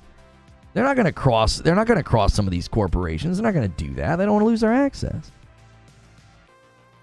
Yeah, the previous Game of the Year winners. I mean, Elden Ring had a 96 on Metacritic. Baldur's Gate 3 had a 96 on Metacritic. It's generally a pretty good barometer.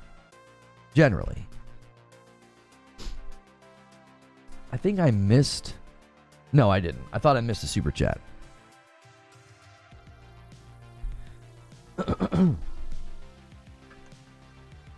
I think sales should have some impact. I don't. No, because I don't think Call of Duty should automatically get a leg up every year. No, I don't think sales should have an impact at all. Sales will certainly help, but not in the way that maybe you're arguing. Sales help mainly because if the game's scoring well, it's a correlative data point. Like Elden Ring scoring a 96 is going to correlate with insane sales. Baldur's Gate 3 getting a 96 is going to correlate to very good commercial success, but you wouldn't turn around and say that those games deserved it because they sold a lot. Lono, for the Game Awards, are PC games allowed in the Game of the Year vote? Nothing is disallowed, Bush and Ryu Cat. Nothing's disallowed. Baldur's Gate 3 was primarily a PC game, and it won Game of the Year. So I don't... There's no... A PC-only game might struggle purely because of its footprint and probably having less reviews. If there aren't enough outlets that reviewed it, then it doesn't get enough votes. That's going to always be the trouble. Siege Master with the 5-bomb takes us past 222. And Skeeter renews the membership. Thank you so much. That's an Agent of Chaos there, Siege Master. Skeeter says, I agree, but I feel like it will win because we all know that what Final Fantasy can do, but nobody thought Wukong was real when first announced. Yeah, there was a while when people thought Wukong was just like a demo and wasn't ever going to be a thing. Small team that, you know, didn't seem like they were going to be able to bring the game to market. You know? Baldur's Gate 3 is a PC game. We let you peasants share it with us. That's good. I guess Starfield probably sold well. I mean, I don't think it sold poorly, but I definitely don't think it sold what it could have as a Bethesda title if you compare it historically to like a Fallout 4, because it wasn't on PlayStation and it was on Game Pass day and date. So its sales were greatly diminished by limited footprint and being on Game Pass. So, and I'm sure that will get, you know, people saying that that's fanboy, I'm a pony, but those are business facts. I mean, those are just data points that can be looked at and verified. Those are facts. That's just you limited where you sold the game, so total number of sales is going to be significantly lower because of that. Like, especially if you look at the history of Bethesda games and how well they sell on PlayStation. They have an audience there. This is what we were talking about this morning, where just because you put a game everywhere doesn't mean it'll automatically sell better. But in the case of Bethesda, there's a history of a huge fan base being on PlayStation. So there's grounds to say, yes, it would have sold significantly more if it was on that platform.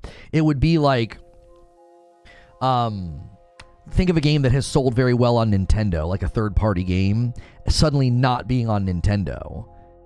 Like, that doesn't add to the axiom, or what I believe is a false, uneducated, non-business educated belief that, like, well, if you put your game everywhere, you automatically make more profit. No, you don't, because you may be selling a game to an audience that doesn't want it, right? Like, I would say Foam Stars is a perfect example of they landed on the wrong market. Like, it was basically like a Splatoon clone, and I think they thought, and I thought, man, that might blow up in the Asian market. It didn't, because PlayStation doesn't have as large of an audience in the Asian market. They have a larger audience in the West and in Europe, and because of that, I believe that Splatoon got soundly rejected by the player base on PlayStation. So it was a bad market choice. So you put a cutesy pie like game with Foam on PlayStation, and it just didn't do very well. But then you look at Splatoon, and you're like, what the heck, Splatoon? Really? Splatoon's incredibly popular. It's all about knowing your target audience. Do you think Splatoon would blow up and be just as popular if they put themselves everywhere? Do you think they'd sell as many copies and make as much money if they took the time to make their game run on PlayStation and Xbox? Maybe, but maybe not. You got to do your market research. You'd have to know, is this target audience going to buy our game? Is it going to warrant the extra money that we're going to spend? So when it comes to Starfield, I think it's undeniable. I think that's why Bethesda was discussing an exclusivity deal with PlayStation. They knew they had an enormous audience on PlayStation. They knew they could go over there and it could be successful commercially, based on the history of Fallout 4 specifically. And there's a lot of similarities between Fallout and Starfield. So it would make sense that that audience would pick up on those clues and those cues. If you look at some of the marketing for Starfield, how they go through the skill trees and your character and the weapon crafting, it is very much signaling, hey, if you liked Fallout, you're going to like this game. I don't know why I don't know why they were saying Skyrim in space. It was not like Skyrim in space at all. It was way more Fallout. But so when you look at a game like that, like, you know, selling well or, you know, having commercial success, it's always going to come down to the target audience. And I think Black Myth Wukong is nailing it. Like they're not focused on trying to land on like the Switch or something. I think that would be a fundamental mistake. I don't think they'd have a large audience there. A very, very fast-paced, iframe-driven, melee-driven game like Black Myth Wukong gameplay would, I think, struggle to garner an audience on the Nintendo Switch. But you put it on PC and you put it on PlayStation, like Black Myth Wukong was the #1 game on Steam above, like, what did I say when I did my show open? It was above CSGO. It was the #1 thing. And then its benchmark had like 85,000 concurrent players. It was like the 18th game on Steam. Like, that's insane, right? That game's it's not even out yet, and Black Myth Wukong is having a bit of a moment. And I think it's because it knows its target audience. I think they've done a very good job. I also think they've done a very good job being like, if people are going to trust us, if people are going to buy our game, if they're going to be confident in our game, we just need to constantly show gameplay. If all they ever showed us were cinematics of this monkey man walking around, we'd be like, okay, that seems cool from an art direction perspective, but I have no idea what the game is about. To their credit, they have consistently done a very, very good job of putting their product right there on Main Street to say this is what it's going to look like.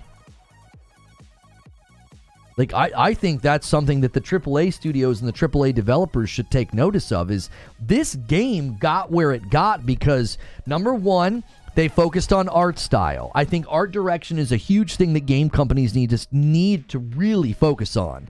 Because if everything looks the same, or everything's photorealistic, or everything's open world, or whatever, it's like it's all going to blend together. So just absolutely nail your art direction and just show gameplay. That's all you got to do. It's a simple recipe. As far as marketing goes, I'm not saying it's a simple recipe to make a good game. JJ38 says, I watched you in the OG days when you covered Destiny. You always have raw opinions. Can't believe why your channel's so underrated. Keep it up. I appreciate that. I wouldn't say my channel's underrated. I would say we had to start over. We've been on this channel for 3 years. When we came over here, I only had like 5,000 subscribers, and we just hit 40,000. So I appreciate the compliment, but I also think you have to look at the channel in context, you know? It would be like anybody starting over. It would take a little bit, you know, to kind of get back to kind of get back up to where you once were. Is there a way for you to look at wish lists of games on PlayStation or Xbox? That way you can get a good overall view of what people want. I thought there was a way to do that on PlayStation. Wasn't there a way to see? But I think it changes each day. So if there was a huge spike of pre-orders for Black Myth Wukong on PlayStation, then you would have had to have checked the day that it happened, because it'll slip and then other games will be above it. That's true. You started over. Sorry about that. No, you're fine. I always take that as a compliment, but I also want people to know, they're like, you should have way more subscribers, and be like, I did. You should have way more members. I used to. I don't disagree with you. But, you know, your business and house should be way bigger. I mean, I had a much bigger house and business, and it got burned to the ground. So, thanks for the compliment. Unfortunately, you're wrong. Sony first-party games are fail, so obviously PlayStation is running on third-party. What Sony first-party games have failed? Do you have examples this generation of first-party PlayStation Studios games that have failed? I would love for you to list them. That would be great. I think it'll be interesting to see how you arrived at that conclusion. I used to, but I blocked the doorway. That's right. My guess when it comes to Game of the Year nominations, says MASH, something like Star Wars, FF7 Rebirth. Star Wars won't get up there. I'll bet you 50 members that Star Wars doesn't get up on the podium. No way. Dragon's Dogma 2. I think Dragon's Dogma 2 could get up there. Call of Duty, Don't think so. Probably either Black Myth Wukong or Indiana Jones. I don't think COD or Indiana Jones stand a chance to get up on the podium. No. Call of Duty. Has Call of Duty been up for Game of the Year? When has it ever been up for Game of the Year?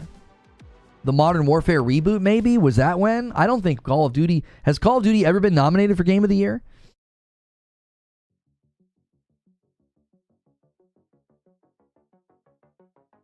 Yeah, Pryanch Passy, we're waiting for you to list the Sony first-party games that have failed. What ones are you talking about? I'm genuinely interested what games you think that they have that failed. I want to know what games. Just wanting a couple examples here. The person who said the PlayStation games have failed, saying that a Black Myth Wukong should be on PlayStation Plus if it's so good. Stellar Blade is second party. That's what kept PlayStation alive. What? What about Helldivers 2? One of the most sold games this year. You don't think that helped? They don't own the studio, but PlayStation owns the property. They own the Helldivers IP, so that's kind of like a hybrid first party. Like the game itself is, the studio isn't. They own Helldivers. Yeah, Spider-Man 2 was last fiscal. Yeah, Spider-Man 2 did really well commercially. I don't know how well Rise of the Ronin did. Final Fantasy VII is a third party. That's Square Enix. I asked, what first party studios, what first party PlayStation games have failed? What are they? You said they failed. I mean, I'm just curious what games you think failed. I'm welcoming your opinion to the table. I'd like to know what games they are. You want Helldivers to get Game of the Year? I don't think Helldivers will get Game of the Year. It might get the nomination because it kind of had like a cultural moment, but I don't know if recency bias will hurt it. But when it's time to vote, if a lot of the people that were playing Helldivers at the beginning of the year are kind of like on it because of the changes, it might not get enough votes. If they purely go based off of like their experience in the beginning of the year and how the game took over and how everybody was talking about it, it might get enough votes, but I don't know. Helldivers 2 doesn't have a particularly strong Metacritic score, so that could go back to what somebody was saying a little bit ago about it's not based on Metacritic or OpenCritic, it's based on impact, and Helldivers 2 certainly made an impact. So let me give you guys the 10 members that I owe you because we did hit 225. Every 25 members, I owe you guys 5. And we hit 200, then we hit 225. So I owed you a 5 for each of those milestones. Sony just runs on third party because their studios can't make good content consistently. Oh, I see. Okay, so you've created arbitrary timelines of good first party games coming consistently, and they're not hitting those timelines, and therefore you're saying they have to rely on third party. So is there a platform do you think has done a better job with first-party studio consistency? Has Xbox or Nintendo done a better job? Like, has Nintendo and Xbox had a better... The last 4 years, let's say, have they done a better job with first-party consistency? And if so, what are those games and have you played them? Are you like a big-time Nintendo fan? I think Nintendo's done a pretty good job for the 7 years the Switch is out. I would probably agree with you there. They've done a great job. But they're not launching next-gen games. If you're looking for next-gen games, you're not going to go to Nintendo. So if I'm looking for next-gen games, I feel like PlayStation's done a really good job this generation. So how do you feel Xbox has done? I feel like Nintendo's done a very good job with the Switch. I feel like Nintendo's obviously not launching next-gen. So if I'm looking for next-gen... I feel like PlayStation's done a pretty good job. I'm curious if you think Xbox has done a good job this generation with their first-party cadence and quality. Have they really knocked it out of the park? Have they earned your loyalty? And if they have, with what? What games? I'm asking. I genuinely want to know what games you feel like they did. Because if it's Nintendo, then I could say, okay, cool. Nintendo makes sense if you feel like they've done a really good job for the last 7 years. And if they've won your loyalty and your purchase, I think that makes sense from a consumer perspective. Nintendo's done a great job. I buy a lot of Nintendo games. My kids play a lot of Nintendo games. I have a Nintendo Switch and a Nintendo Switch Lite. So Nintendo's done a pretty good job. I feel like PlayStation's done a pretty good job. So you're saying PlayStation hasn't done a good job. So can you lift up a better platform? Is there a platform that's done a better job than PlayStation? You're saying PlayStation failed. Their first-party studios can't get games out consistently. Who's doing a better job then? I'm curious, because I'll go buy their games. I'll go buy their system. Street Shadow with a $20 super chat. PlayStation has made a lot of strategic publishing deals with second and third-party developers to supplement the longer dev of their first-party needs. There was a time when second-party label didn't matter. Insomniac for a long time was second-party. I'm also genuinely curious why you care who owns the studio. I had an awful lot of fun with Stellar Blade and Rise of the Ronin and Helldivers 2. I had a lot of fun with those games. And what's interesting is, so did some of my friends, and I don't think I ever asked them, like, if they bemoaned the fact that they weren't first-party studios. Wouldn't these games be better if PlayStation owned the studio? I don't think that ever came up. I think that they just were good games and people liked them. I'm in a wager with MASH. Trill Troll with a VIP. Spoiler alert, he's not going to answer. I mean, I'm genuinely curious. Like, you're holding PlayStation to a standard, and I'm okay, where's this standard coming from? Who's the paragon? Who's the archetype? What platform has done such a better job with their first-party studio quality and cadence this generation in the last 4 years to make you judge PlayStation the way that you have judged them? Go ahead and tell me. I'm curious. What is it? Who is it? The silence is deafening.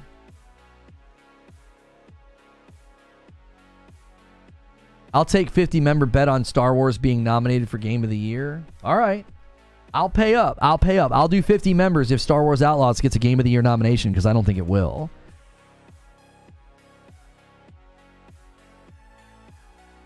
"99% of gamers couldn't tell you what a first-party game is. 99% of gamers couldn't tell you who Insomniac or Bethesda are." That's right. Yeah, like, I'm not even getting all wound up about it. I'm just asking questions. You know? I'm just asking questions. Seems like there aren't answers to these questions. Almost as if what you were saying wasn't driven by logical deduction, conclusions, or actual things that have happened in the market. It seems like you were just saying things that you've heard from either, podcasts or fanboys or I don't know. You're rattling thoughts around in your brain and it just popped out. I just don't. I genuinely don't get it. I don't get the insistence and the denial and the claims that, like, one platform is failing so miserably. It's like, what? What are we even talking about here? It probably would just take less effort. You know? It would probably just take less effort to not and just buy all the systems, or buy the system that, has actually had a pretty good cadence of first-party games, as well as exclusives from second and third-party partnerships. Like, it's just easier, I think. Dumbest argument, it's not a first-party exclusive.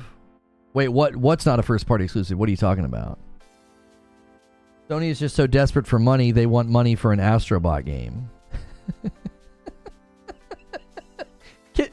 I don't see, this is the thing that I find entertaining, is you're not engaging in dialogue. Like, what did you just even type? That's not even, like, you're just saying things. I feel like are you testing a chat bot? Are you testing like an anti-Sony chat bot? That's what it feels like to me. Sony is so desperate for money, they want money for an Astrobot game. Like, I can't even begin to try to slice that up to make sense of what you could possibly be arguing.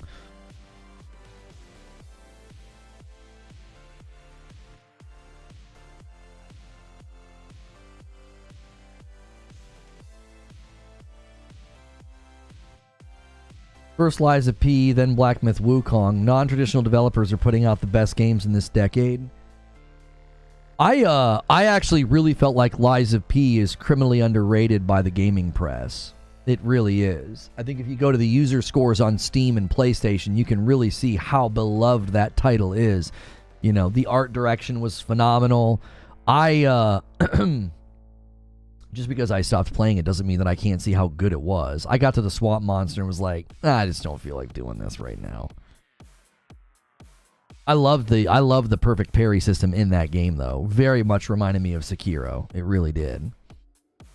$5 super chat from Bushin Ryucat says, Lono, my prediction, Microsoft stops all production distribution of Xboxes in the summer of 25. Next year, game crash happens. 2027, Microsoft makes a new tablet-like console. What game crash are you referring to? Are you saying... What game crash? Game crash... The industry's gonna crash? Are you saying that Microsoft's going to crash? Or what do you mean a game crash? There's no... I've not seen any even inkling of financial analysis that's pointing to a crash.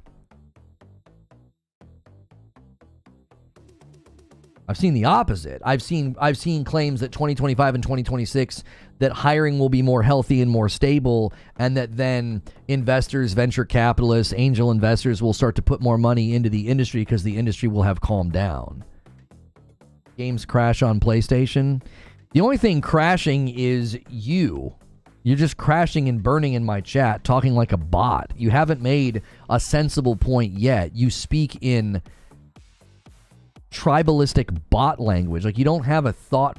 You don't have an original thought. You're not saying what you truly believe. You're just a parrot. You have yet to say anything sensible or original. You're not worth engaging with. Like, I've had fun messing around with you, but come on. Like, tell us what you really think. Don't just parrot some nonsense you read on Twitter. Brett Williams of 15 months. I'm really getting tired of Sony's greed, to be fair. Charging money for new games. The nerve. The industry is collapsing. Consoles will become dormant like Japan till the next generation. Oh, is that the new cope? That consoles are going to crash?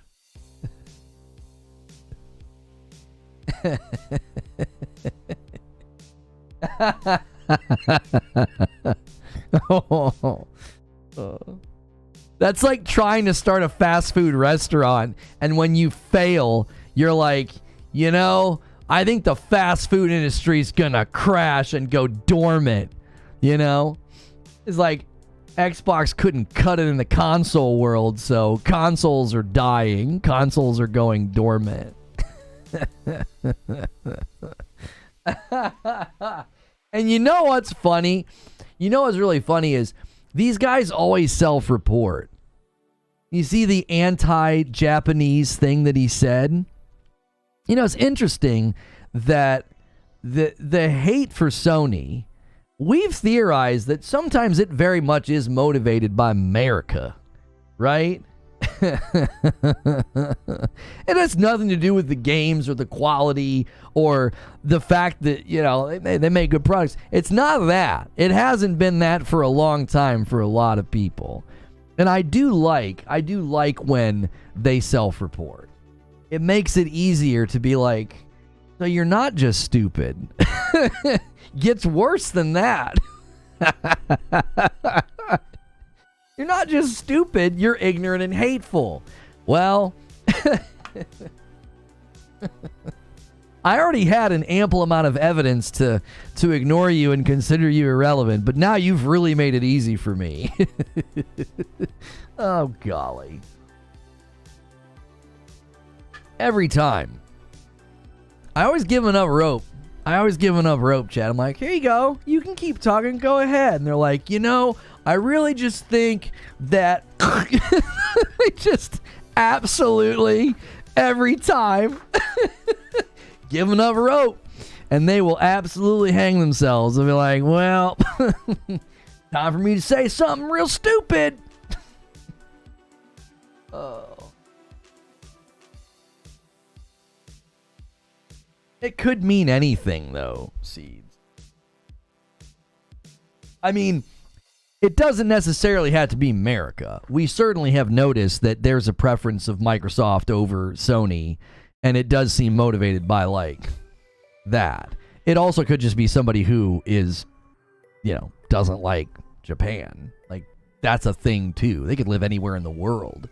That still is in the spirit of America, is it not? Like, just insert country name, It doesn't matter. It's just motivating a dislike and a hatred for another country. Who cares? I don't care where they live. Yeah, it's still motivated by the same thing.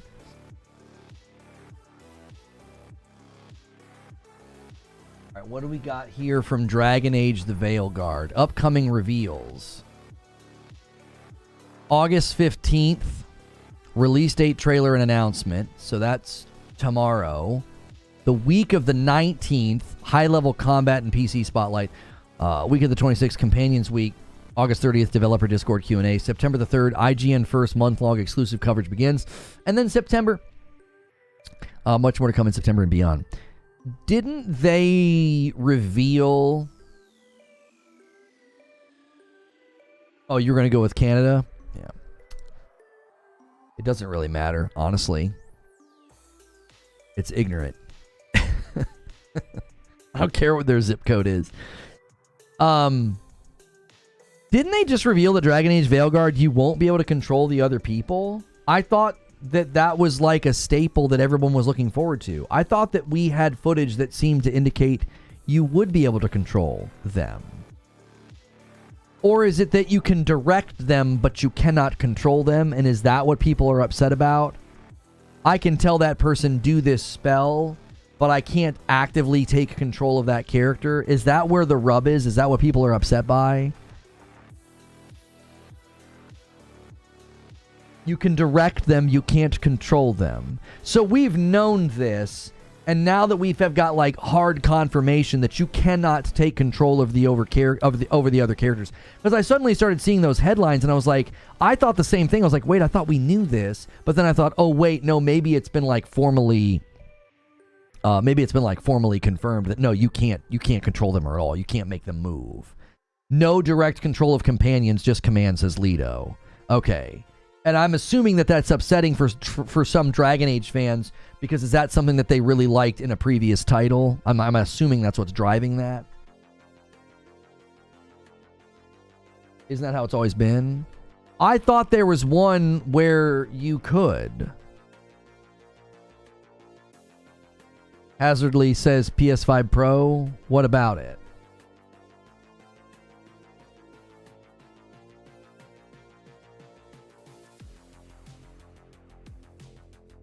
Direct control was a thing on previous Dragon Age games. Wasn't there one where you couldn't and one where you could, and that's created this divide in the community about like what they think the game should let you do? I feel like that's a thing, is it not? That's a debate. Inquisition had direct control. And what is it, Origins that did not? Or did they both? You could in all of them. Really? What's the debate then? I thought there was a debate in that community between the Inquisition fans and the Origins fans. I thought there was like a debate about something. Isn't there something between the two that is like there's a significant disagreement about, and like people that are like no, Inquisition's better, and other people are like no, Origins is better? It was in the previous titles where you could control them. Okay, so it is pretty significant then that that's not in this game. That both Inquisition and Origins, you could control them, and now this one you cannot. This is the first game in Dragon Age where you cannot directly control the characters, says Therapy Quantified. Okay, Origins is closer to being turn-based. Maybe that's it. Maybe I can't remember what the debate was about. I saw people saying basically like, yeah, there's been a long-standing debate between fans of Origins and fans of Inquisition.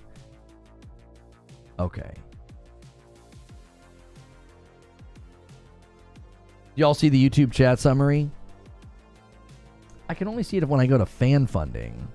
Viewers are arguing about if Dragon Age is considered a real series. Some say it isn't since it's developed by a Canadian company, while others believe it's a true RPG. We've not said that at all. AI is failing. That's really bad. That's not even close. Oh, gosh. It's like, wait, what? Nobody even said that. Nobody even came close to saying that. Spot on. AI nailed it. People in chat are debating whether or not the main character in Dragon Age Veilguard is a Canadian. Yeah. And if Canadians understand the premise of turn-based, it's like, what? Well, no, on God, I was confused for a second. Yeah. AI is, not always all it's cracked up to be. A 2-spot from Street Shadow. Time Splitters 1 and 2 are coming to PS Plus next month. Oh, no, they're not, dude. Time Splitters was so good. I was really bummed when we heard that the new Time Splitters was when it got canceled. I was pretty bummed about that. Probably could have been pretty good. Like a modern interpretation. The thing I loved about Time Splitters back in the day is me and my buddies and, everybody that had played it, like GoldenEye, we got a little burned out on like PvP. So the thing that we loved about Time Splitters is that it was it had co-op. That was so fun. You play with each other, play with somebody else. Hey guys, let's do 20 minutes of Q&A. Members, you are able to submit questions. The question queue has been cleared. So members, you can submit questions with the question command. This is a great time to gift members. This is a great time to become a member. The next milestone would be 250. That'd be halfway to the goal for the week. And then I'll gift more members as well if we hit that milestone. And this is a great opportunity for you to ask me about other things going on in gaming. It does not have to be about Black Myth Wukong. It can be about anything going on in gaming right now. We have been sort of free form on the subject. We probably spent maybe the first hour or so talking Black Myth Wukong and everything else. And then the last hour we've been kind of meandering between a bunch of different topics. And that's what we do like about the talk show, is that we can kind of, allow you guys to direct it to a certain degree. There was no upload today. We did not do an upload video. We did just right into the live stream. We did start with morning coffee. That's another great reason to become a member. So if you hit the join button and you're like, hey, I'll try out being a member on this channel, make sure you select Member Plus. Member Plus does get you into more content, and it also means that your member renewal every single month counts toward the goal. And right now, if anybody upgrades to Member Plus, I'm also counting that. And we currently have a goal that we're pushing for, and we're 5 away from that goal. We need 5 more people to upgrade to Member Plus, and we'll be at 500 people on Member Plus. That's what we're wanting to see. First question comes from Donnie, and it's a doozy, and it's also pretty stupid. He says, will the new Diablo expansion be nominated for Game of the Year? No, but I think I saw a poll on Twitter, and most likely to mute their own mic on a podcast. I think you're the current leader. I think you're in the front. So you're getting the most votes. You're getting the most votes currently, Donnie. So I hope you win it. I hope you win it. Sadiqa says, are you looking forward to any games outside of Wukong this year? I mean, I'll be honest with you. I hope Star Wars Outlaws pulls it off and is enjoyable. I really do. It was one of my more anticipated games, and I'm like, please be good. I think Space Marine 2 could be an absolute blast. Just co-op fun, shooting everything. Team Ambush bumps the line with a membership renewal. Guys, don't forget to celebrate your memberships. Click that $sign at the bottom of chat, and you can celebrate your renewals. And if you're a Member Plus or above, you can help us move the goal. That's also how you gift and become a member. But yeah, Space Marine 2, Wukong, Star Wars. I feel like I'm missing. I feel like Towerborn looks like a really, really good time. I'm really not confident in the quality of Indiana Jones. I don't feel like we've gotten great looks at the game. I also think it should have been third person. I don't like the feel of like those Wolfenstein games when you're like punching from first person and stuff and like using the whip. I don't know if I'm going to like that. I hope I'm wrong. We know that Avowed got delayed out of this year. So yeah, AC Shadows. I really hope AC Shadows is good. There was an Assassin's Creed Shadows parkour video that was getting really mixed results. Oh yeah, Astrobot. I'm super looking forward to Astrobot. And honestly, the Horizon Lego game, both of those games I think are going to be a blast with my kiddos. You can't play Astrobot co-op, but my kids are going to love it. And it'll be fun to play the Lego Horizon game with my son. He's looking forward to that. So Dan with 36 months, 3 years watching live. I never watched on the Purple platform, but I did watch your YouTube uploads before you came here. I appreciate that, Dan. Thank you very, very much. So, Avowed got delayed, and Replaced got delayed to next year. Surprise, surprise. Xbox loves to talk out of turn and be like, here's a game coming out next year. And it's like, and now it's going to be 2 years after they originally promised that we would see Replaced show up. No one's shocked at all. Xbox doesn't care about making good on release date promises. They just like to make their showcases awesome. And then that's all we end up talking about. Remember how awesome their showcase was last year and how inconsistent the game launches were? Yeah, happened again this year, didn't it? It's like, here we go again.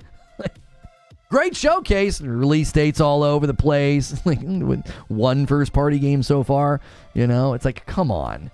No, you guys couldn't even land some exclusives this year? What's going on? Anyways.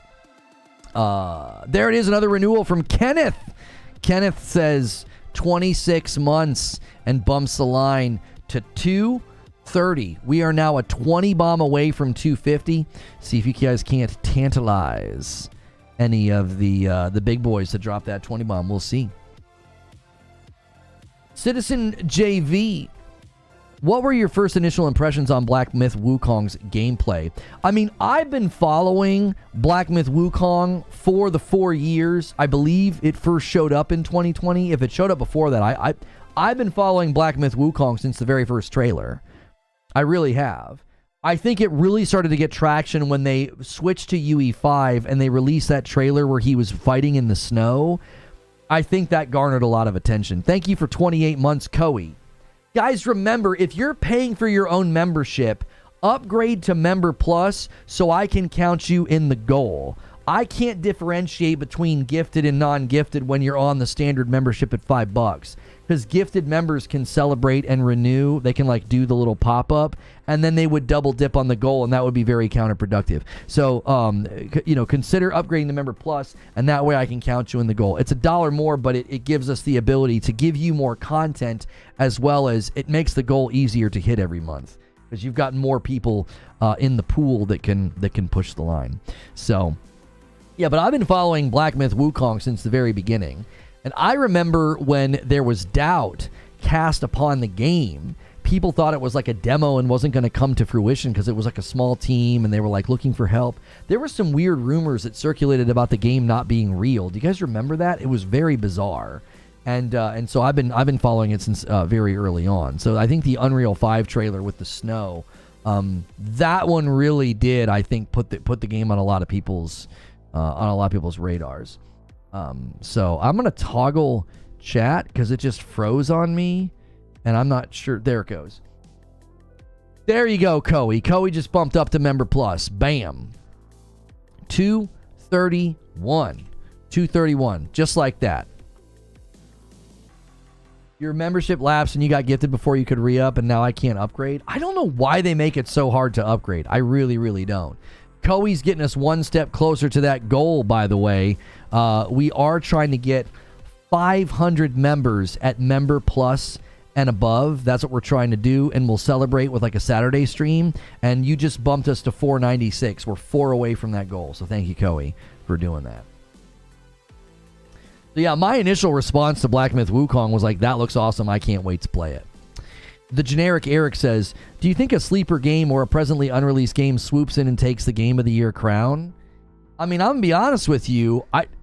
There's a good chance that we have an upset this year. I mean it. There's a good chance. I think a lot of people are looking to Final Fantasy, and they think that's the automatic winner. That's the front runner.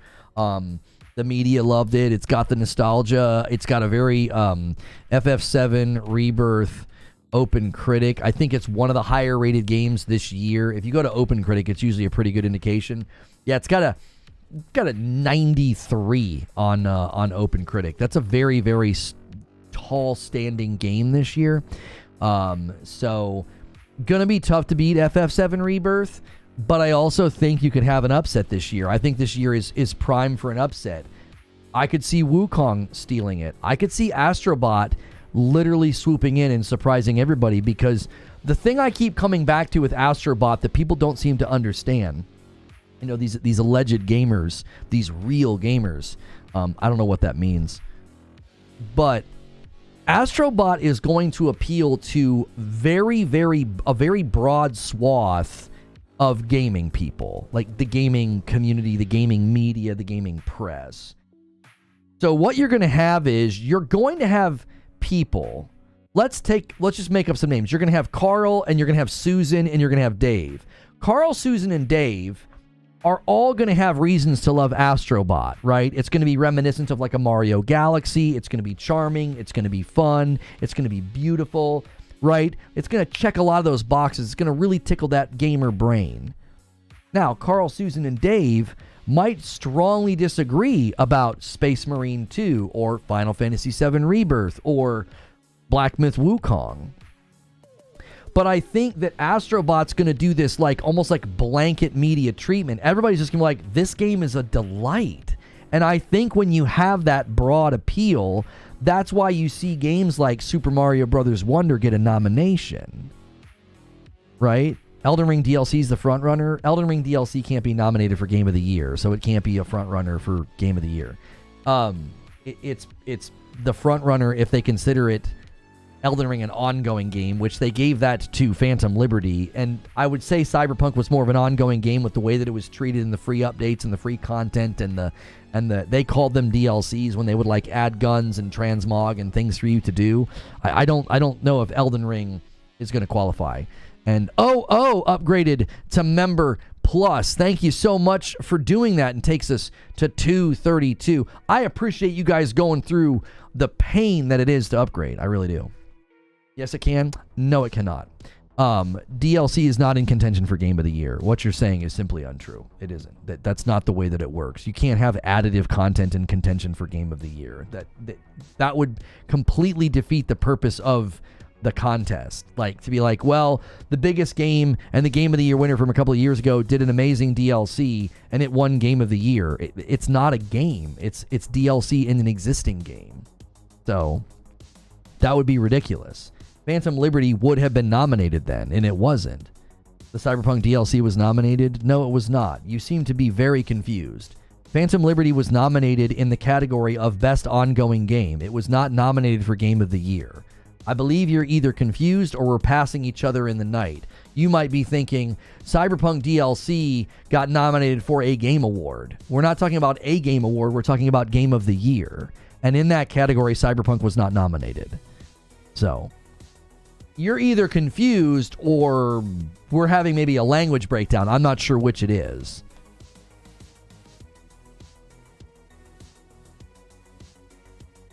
Yeah. So, yeah, DLC is not going to get Game of the Year. That would be weird. Parasito. Is there a possibility of a discussion or video from you regarding UE5 and similar, and how they seem to have hurt more than helped in the past, and what would it mean for gaming? I'm not going to do a tech video like that. My audience wouldn't care. I'm not well versed enough to make the video substantive and good. There are far more qualified YouTubers out there to do that. So, no, I wouldn't do that. I wouldn't make a video like that. I wouldn't care to. Like, I'm not passionate about it. And I also think it's a moving target. So I could make a video right now about like UE5 games that haven't landed well, and I would be inaccurate very quickly. I mean, already I'd be somewhat inaccurate because Immortals of Avium fixed a bunch of their problems, and Lords of the Fallen is much better with respect to like performance and optimization. So it's a moving target. It's like in 2 years, I think it would be like a bad video. It'd be like, dude, UE5's crushing it right now. What are you talking about? Like, John Linneman seems to think that the game engine and the implementation and the optimization is going to significantly improve, and he thinks that one of the purveyors of that is going to be the Coalition. So I wouldn't want to make a video like that. It would be like instantly outdated is what it would feel like. I wonder if these are just the common growing pains of people adopting a new engine. So, if Astrobot was a Nintendo game, there'd be Game of the Year talk for sure. Well, that's one of the advantages that Astrobot's going to have. There aren't going to be any major Nintendo titles to compete with. The Mario Brothers game, the Mario and Luigi game, I don't know if that game is going to garner enough love and support to be a Game of the Year contender. I think it'll get nominated for something, but I don't think Game of the Year. I think because of the type of game that it is, it's like Super Mario Brothers Wonder and like, you know, Metroid Dread, and I don't even think Metroid Dread got nominated for Game of the Year, right? It won Action Game of the Year, did it not? I don't know if it got nominated for Game of the Year, though. But like Super Mario Brothers Wonder and Zelda, I mean, it makes sense why they're up there, right? But I don't think you commonly see, like, Super Mario Brothers RPG wasn't up there. And I feel like the Mario and Luigi game is kind of in that category of, like, it's more of it's a non-mainstay Mario title. And there's a ton of those every single year, like Mario versus Donkey Kong, which is a remake, but still, there's a lot of Mario games that come out that I don't think just automatically get nominated. So I don't think Nintendo is standing in the way. I think if Astrobot came out in a year where there was like a Zelda and a Mario, it would have had a hard time. Because like Super Mario Brothers Wonder and Zelda Tears of the Kingdom, them coming out in the same year, I think that was a huge challenge. That would have posed a huge challenge for Astrobot. What are you doing? I'm used to not getting lunch.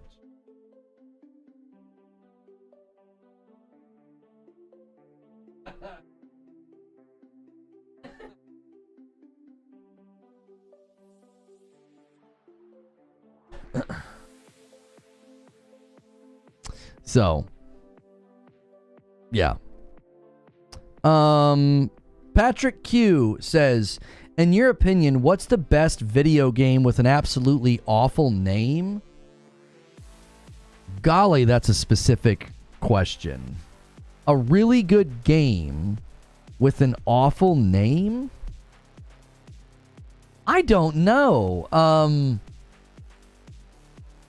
I feel like we've covered a game and I hated the name of the game. And I always felt like people were going to misspell it. And I can't think of the game right now. I feel like there's been games where I'm like, yo, that game is great, but the name is just awful. Like, there's likely no 95 plus Metacritic games released this year, so Game of the Year is going to be very competitive.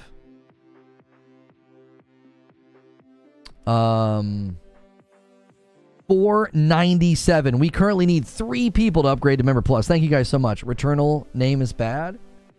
No, I think Returnal is a great name. Gazzlers? Yeah, Gazzlers is pretty bad. Metal Gear Rising Revengeance? What's that game that that Kirk likes so much it's not out yet, and it has a really bizarre name? It's like hard to remember it. X-Defiant? I still don't know what Returnal is about, so yeah, probably not a good name. Grounded? Being grounded sucks? That's stupid. Immortals of Avium is a pretty crap name. 2XKO definitely sucks as a name. Yeah, that's not too good. Yeah, I can't give you a great answer to this one, Patrick. Somebody's going to say one that I'm going to be like, oh yeah, that's the one. No, Hunt Showdown's fine. That's a fine name. Here's a question from The Gentle Killer. Are you more excited about Wukong or Space Marine 2? I don't know. No, 33 Immortals is a cool name. I think 33 Immortals is a really cool name given the premise of the game. Which game am I more excited about? Black Myth Wukong or Space Marine 2? I literally feel like an internal fight. I can't pick. I really can't pick.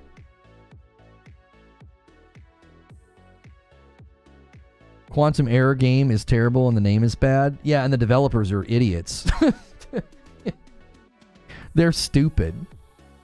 I want them to know that I think that. They attacked me because I didn't review their game as a favor. I was like, your game's so bad, I'm not going to review it. And then they decided to go on the attack on Twitter and then block me. So unprofessional. Your game's trash, and it got terrible votes for a good reason.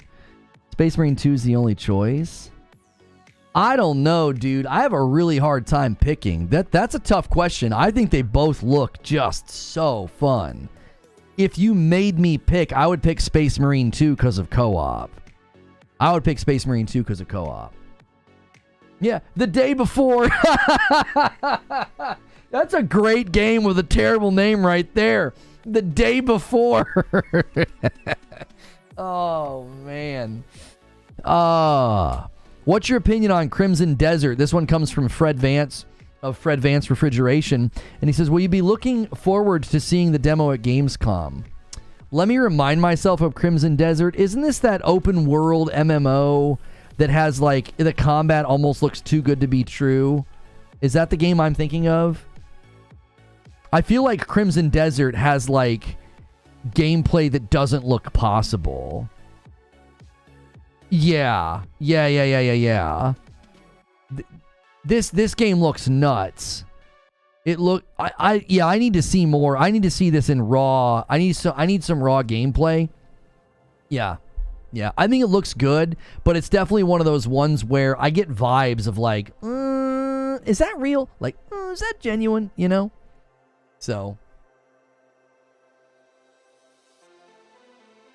guys, it is 12:30. So what I'm going to do is I'm going to go ahead and schedule the writer's room, and we'll do like maybe another 10 minutes of Q&A, and then we're going to get out of here. So you guys have 10 minutes to try to hit 250 on the member count for the week. That'll be halfway to the goal, and then I'll have to give some more members. So let me go ahead and do that now. I'll schedule writer's room, and then we will do 10 more minutes of Q&A. We'll do 10 more minutes. Crimson Desert is by the Black Desert Devs, but it's single player. Oh, I thought it was MMO. It does look good, but sus. Yeah, right, Ginger? There's something sus about the gameplay footage. I'm like, it just does that thing where it makes my spidey sense tingle. I'm like, am I looking at real, authentic gameplay? You know? It reminds me of how, like, I took one look at the day before and I told people, I'm like, that's not real. That's not real gameplay.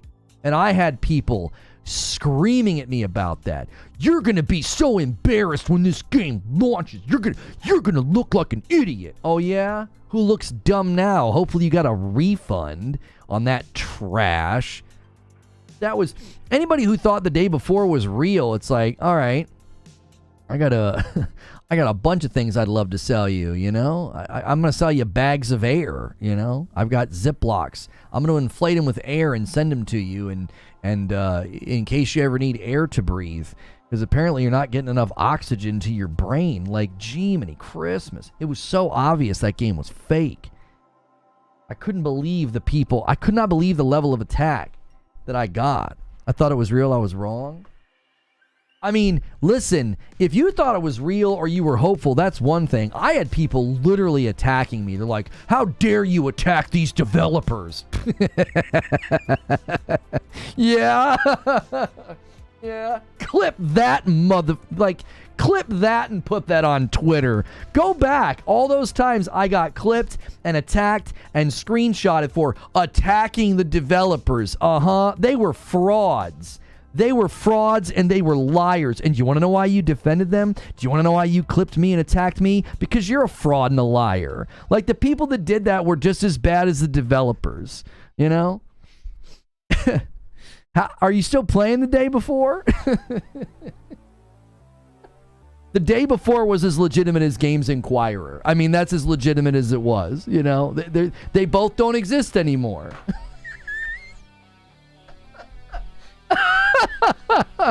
Dashed on the rocks of reality. Spice King with a question. Do you think Astrobot will show Sony that there is in fact an audience for this kind of game on their platform and that they'll see more platforms from Sony going forward? I'll tell you what they're doing. All right. I'll tell you what they're doing. They're appealing to my kids. And I think that's important. I really do. I think it's a really smart play. Like, right now, my kids aren't going to play God of War because I'm not going to let them. Even if I would let them, I don't think they would like it. I think it would be too much. it'd either be too visceral and it would bother them, or it would be too difficult. Same with, like, Horizon Forbidden West, my son and I would play. I would have a controller, he would have a controller, because they let you do that co-pilot thing on PlayStation. And so that, I think that was fun for him, but he's never going to play a game like that. He's never going to play Returnal. Now, even my son liked Ratchet and Clank Rift Apart. And that was the one game between my two children, the game they each played the most was Ratchet and Clank Rift Apart. Gee, I wonder why, right? So, my kids keep asking about Astrobot. Both of my kids played Astro's Playroom at length. At length. They played Astro's Playroom, I think, longer than Ratchet and Clank Rift Apart. So to me, I think that's what they're going for. They're like, listen, you've got me. You've got the guys in their upper 20s, 30s, 40s, and 50s. You've got us. We like your platform. We like your games. As long as you keep giving us good games, we're going to keep buying your hardware, your accessories, and your games. But my kiddos are going to play Astrobot, and you know what they're going to do? Astrobot's going to become Mario to them. Like, Mario is Mario, but Mario's over on the Switch. So Astrobot's going to become like PlayStation's Mario to them. And they're going to start to think, like, ooh, I want to play games here. You want to know what else Astrobot does? It has Easter eggs from other PlayStation titles. What they're doing with Astrobot is actually, I think, quite brilliant. It's quite brilliant. And guess what? Because Dan just said, I'm 48 and I loved Rift Apart. Yeah, I'm 43 and I'm going to love Astrobot. They're creating generational cartilage. It's like my kids are going to think of Astrobot and PlayStation as a platform where they want to play games, and Astrobot's going to continue to cement that in their mind. And then they're going to be like, oh, there's that guy that from God of War. Oh, there's that guy from that game. Sackboy was crap. Astro can be the new Sackboy. I actually thought Sackboy was fun. My wife and I played it. I enjoyed it. Somebody asked me, where is it? Frost says, do you think Black Myth Wukong will have performance issues, or do you think it's going to run well on PS5? My greatest concern is performance issues because it's UE5 and UE5's had issues, but we've heard it's well optimized for PlayStation 5. We're just going to have to wait and see. But that is my primary concern, is that Black Myth Wukong will have performance issues on PlayStation 5. I am concerned about that, yes. What do you think are ways to introduce your kids to gaming? Play with them co-op or just sit and help them? I think co-op is a better avenue because it feels like you're doing it together. Children typically want to do something with their parents. Let's go play catch. Like, if you're like, oh, I bought this machine that'll play catch with you. That's not as good, and you know it, right? So I think co-op is one of the greatest catalysts for developing a love for gaming. I also think it's just better to develop healthy gaming habits because you're playing with them and you can monitor, are they getting too frustrated? Are they getting too emotionally, manipulated by the game? Is this are they playing for too long? I think you need to be involved. Number one, to monitor the content, right? To make sure they're not downloading something or playing something else, like you're in another part of the house and they just have free reign of the console. I also think it's just better for you, because there's been some games my son has played and I'm like, let's play something else. You're not having a good time. You're getting very frustrated. Let's play something else. Like, there's limits on what some kids can take. Like, it's just too frustrating for them or too stimulating. And again, my kids play once a week on Saturday for about 2 hours. Because you want to limit screen time for their little brains. Alex renews his membership, working and lurking here. I'm in my 20s. I enjoyed Ratchet and Clank because it was about the fun and the different experience from the AAA space. Right, and I think Astrobot can deliver a similar experience. I think people are going to love it. I really do. And I think that's the reason people are making fun of it and they're angry about it. They're lashing out because I think they know it's going to be a monster. They know it's going to be a monster hit. Constantly making fun of PlayStation because, it's always a third-person movie game. And they come out with a game that they know is going to have mass market appeal. And I think people are they're coping. They're like, duh, it's stupid, sucks, it's a kid's game. Okay. All right. Whatever you say, Turbo. Citizen JV says, do you think Black Myth Wukong could exceed your expectations with your experience with Sekiro Shadows Die Twice? No, because there's not enough parrying. I love parrying. If you gave me a choice between parrying and dodging, I would always, and I mean always, pick parry every time. So I don't think it's going to outdo Sekiro. Now, I could see it sort of standing taller from the perspective of, like, the graphics and the art direction and the overall experience, but I don't think the combat, I don't think the combat is going to sell me as much as I love Sekiro's combat.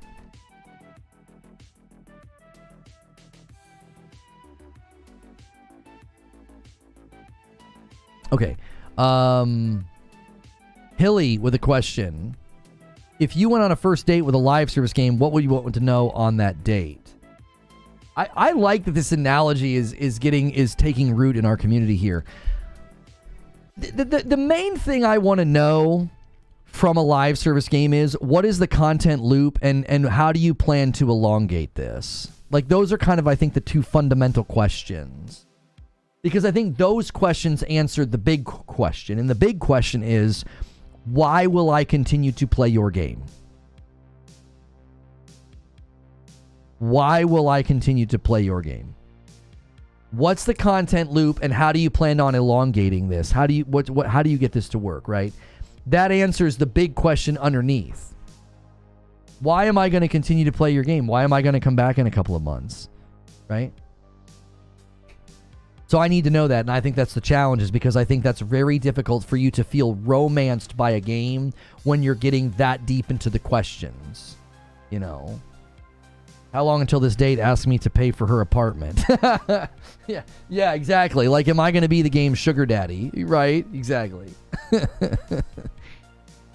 Troll. Of all the combat-focused games you played in recent memory, Sekiro, Ghost of Tsushima, Stellar Blade, Rise of the Ronin, Elden Ring, what would be your top 5? Sekiro would be number 1. Sekiro would be number 1. Tsushima would be number 2. Stellar Blade would be number 3. I would put Elden Ring in number 4. Ronin would be number 5. Like, out of the ones you listed, I can't think of any others that would get in the list. Those are all pretty good, and I like them very much. Yeah, probably in that order. Like, I think Sekiro's king. Sekiro's god. When it comes to melee-focused games, when it comes to the FromSoft library, I think Sekiro's god. But you haven't played Bloodborne yet. No, Sekiro's god. Look, I've seen the gameplay. All right, Sekiro is king. Okay. I love you guys that love Bloodborne, but I've seen the Bloodborne gameplay. No, nothing beats Sekiro. And I put Tsushima in second. You know, Liza P would, Liza P would probably be up there instead of Rise of the Ronin. Rise of the Ronin had really, really great combat depth and stances and all sorts of different things you could invest in. But I did not like how the endgame combat turned into people flying around and doing magic tricks. I wanted to be in a one-to-one face-off, and I was fighting Iron Man.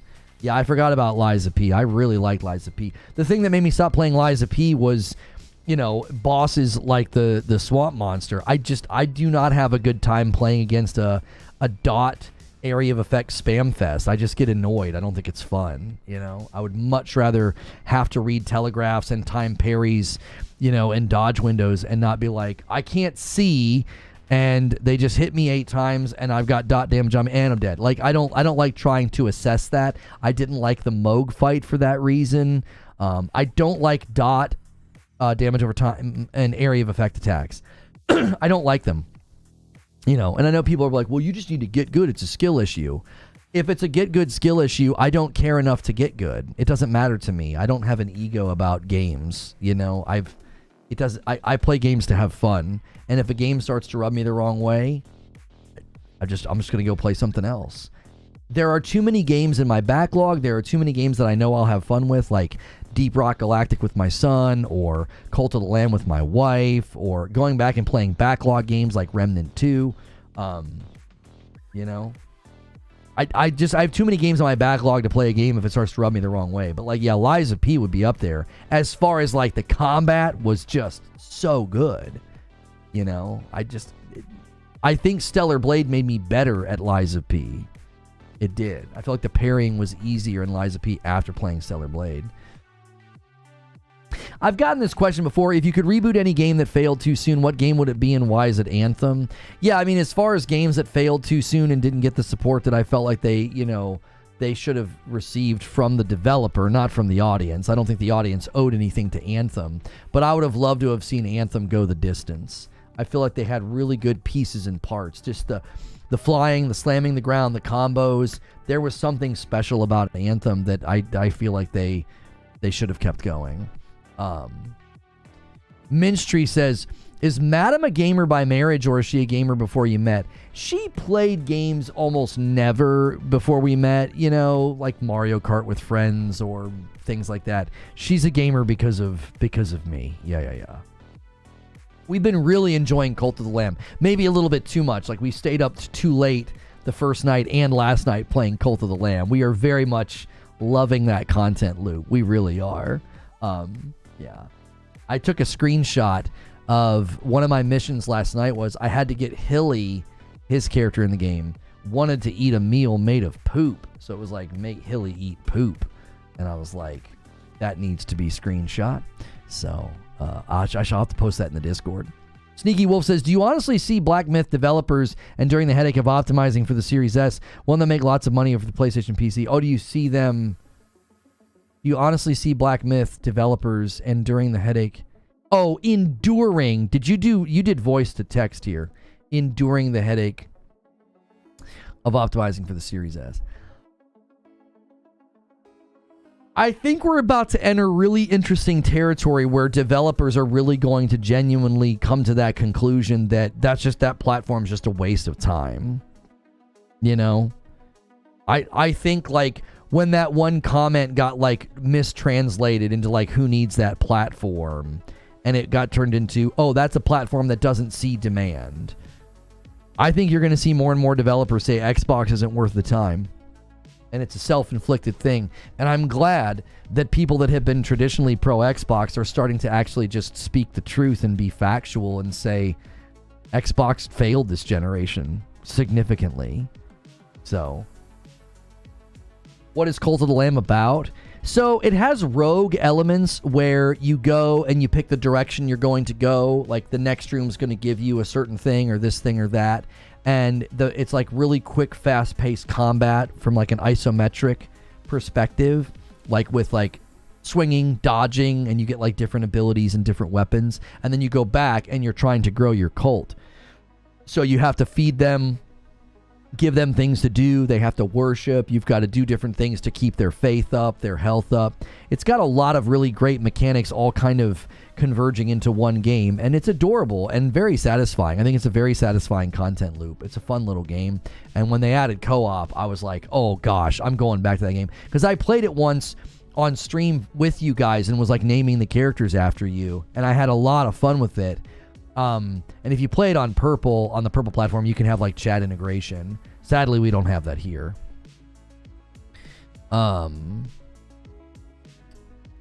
Chris F. says, after your show yesterday, the game director for Helldivers 2 posted a response to the outcry of the patch. In it, they outlined their goals for the next 60 days to address issues. What do you think?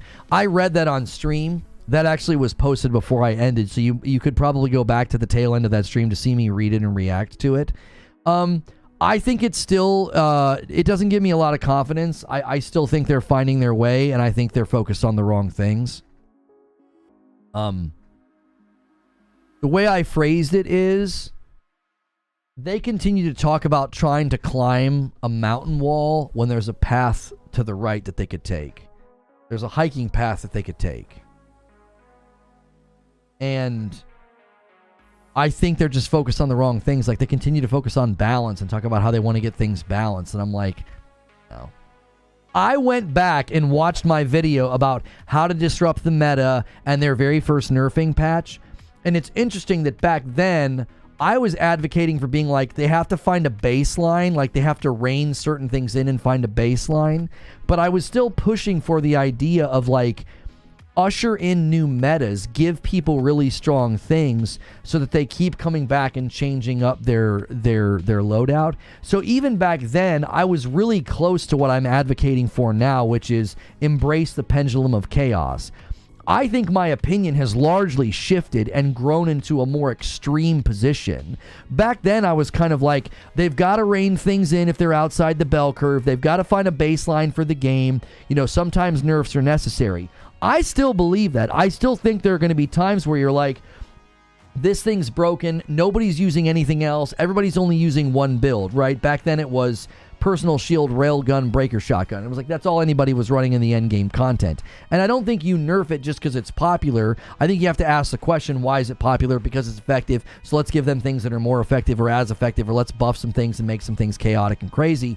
But if you do have things that are just grossly outperforming other things, then those things need to be reined in. Funny enough, back then, even in those videos, I very much was saying that primary weapons, I think their philosophy about primary weapons is stupid.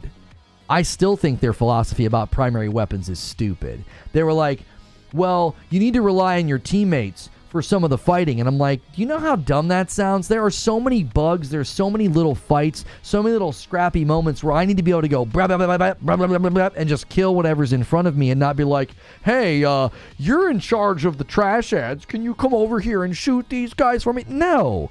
Primary weapons should be your primary weapons. I mean, it says on the back of the dadgum jewel case, you know, engaging with overpowered weapons. So primary weapons shouldn't feel like They said in their response back then that the primary weapons is it's only primary in the fact that it's what you always start with, and it's like no. I think their philosophy on primary weapons is stupid. I think they're wrong-headed, and I think they're not going to get what they want. That's my personal prediction. My personal prediction is that the developers are wrong-headed. I think they're going after the wrong things, and they are not going to get what they want. They're not going to get resurgence of players. They're not going to satisfy the people that are tired of the nerfs. They're simply going to keep chasing something that is a waste of time. It's a waste of time. Chasing balance in a game like that is a fool's errand. And the sooner they forget that and stop pursuing it, the more that game will be fun and it'll set it on a better path. That's what I believe. That's what I believe. This has got to be the last question. You guys have just a few minutes if you guys want to push the member count, push the like count to 400. We only need 30 more likes. Let's get 400 likes on the video. If you guys want to push the member count, you got a teeny bit of time left. Magic Dolphin. Have you played or do you plan on playing Armored Core 6? I feel like you played all the other FromSoft games. I played Armored Core 6. I like it. I think it's cool. I have such a limited amount of time to play games right now. I'm going to gravitate to what's fun and casual. I just don't have the time that I used to have. When I have an hour or two to game, I'm either going to play through something that I'm like dying to get through, like The Last of Us Part 2, the remaster. I'd never played it. I really wanted to know what they did with the story. And I've got some, pretty harsh criticisms for how they handled the story. I liked it and I liked some elements of it, but I was pretty critical of certain things. And I got in a big debate with Chad about it. Or I'm going to play something with my wife, be it, Deep Rock Galactic or Cult of the Lamb. I just don't have any interesting games right now that are that part of the journey is a fail rate. You're going to fail, you're going to learn, and you're going to go back and you're going to fail, and you're going to learn, and you're going to fail, and you're going to go back, and then eventually you're going to figure it out. I just don't have any interest in that right now. I don't have fun with that. If I can put in a 4-hour play session, I'm more prone to accept that. I'm like, yeah, let's go. Like when I played Sekiro with you guys, or Dark Souls 3, or Elden Ring, I had long play sessions. I was able to take chunks out of the game. If I've got an hour, maybe, sometimes 2, the last thing I'm going to do is play a game like Armored Core or Elden Ring. I'm just like, no. Those are my preferences. I know sometimes people get critical of that. They're like, oh, get good. Why don't you try to beat it? Why don't you try to go back? I just don't care. I think having an ego and having pride about beating games that are designed to be beat, like, well, I'm better than you at video games. I just don't think that's an achievement. I don't think that's something that is worth bragging about. I think that I think ego and pride about video games is kind of pathetic. I think it's kind of a self-report. It's like, I don't play games for that. You know what I'm saying? Like, I take more pride in the things that I do with my family and my personal life and my faith and, you know, my kids. And it's like, I care more about that. Like, I feel like that's just a weird thing to get egotistical and prideful about. I don't know. I feel like it smacks of it's just very pathetic to be like, yeah, dude, get good. You're not good at this game. Like, people were doing that with Helldivers 2 in my comments. Whiny entitled babies, get good. And it's like, it's Helldivers 2. What are you being egotistical about? Like, ooh, you know that meme? We got a badass over here. Somebody's really good at Helldivers 2. You think you feel the same way with Wukong? I don't think Black Myth Wukong is going to be at the level of difficulty of a Sekiro or an Elden Ring or an Armored Core. I don't think so. I think it's going to be more approachable. So, yeah. Anyway, let's go to Writer's Room. Guys, thanks for a huge day. Great turnout. Really fun talk and discussion. I'm going to spam a link in chat. Make sure and smash the like button before we get out of here. We only need 24 more likes. Double check and make sure that it saved your like button. YouTube was acting a little squirrely today. We had some ingest server issues. So make sure it saves your like before we get out of here, especially you lurkers. If you were lurking and listening and enjoying the content, that like button is massively helpful to the video once I am not live. Thanks so much for being a member or renewing your membership, or maybe you got a gifted member. We are now 3 away. It kind of keeps going. 4 away, 5 away, 3 away. If we get a bunch of people to upgrade to Member Plus, it'll give us cushion, and we'll get past the milestone of 500, and then we'll do that Celebration Saturday stream. And then Stone Spire said that he would gift 10 members. So thank you to everybody who keeps upgrading to Member Plus. Also, your Member Plus and above renewals, every month they count towards the goal. When you renew, you can put those little messages in chat, and I appreciate you guys doing that. Thank you so much. And when you get out of that gifted pool, you are giving up your seat to somebody else so that they can get a gifted membership instead of you. So if you can't afford it, consider doing that. All right, let me go ahead and end the previous stream and redirect people to Writer's Room. And then let me change the thumbnail on that Black Myth Wukong stream. That was a really fun stream. That was actually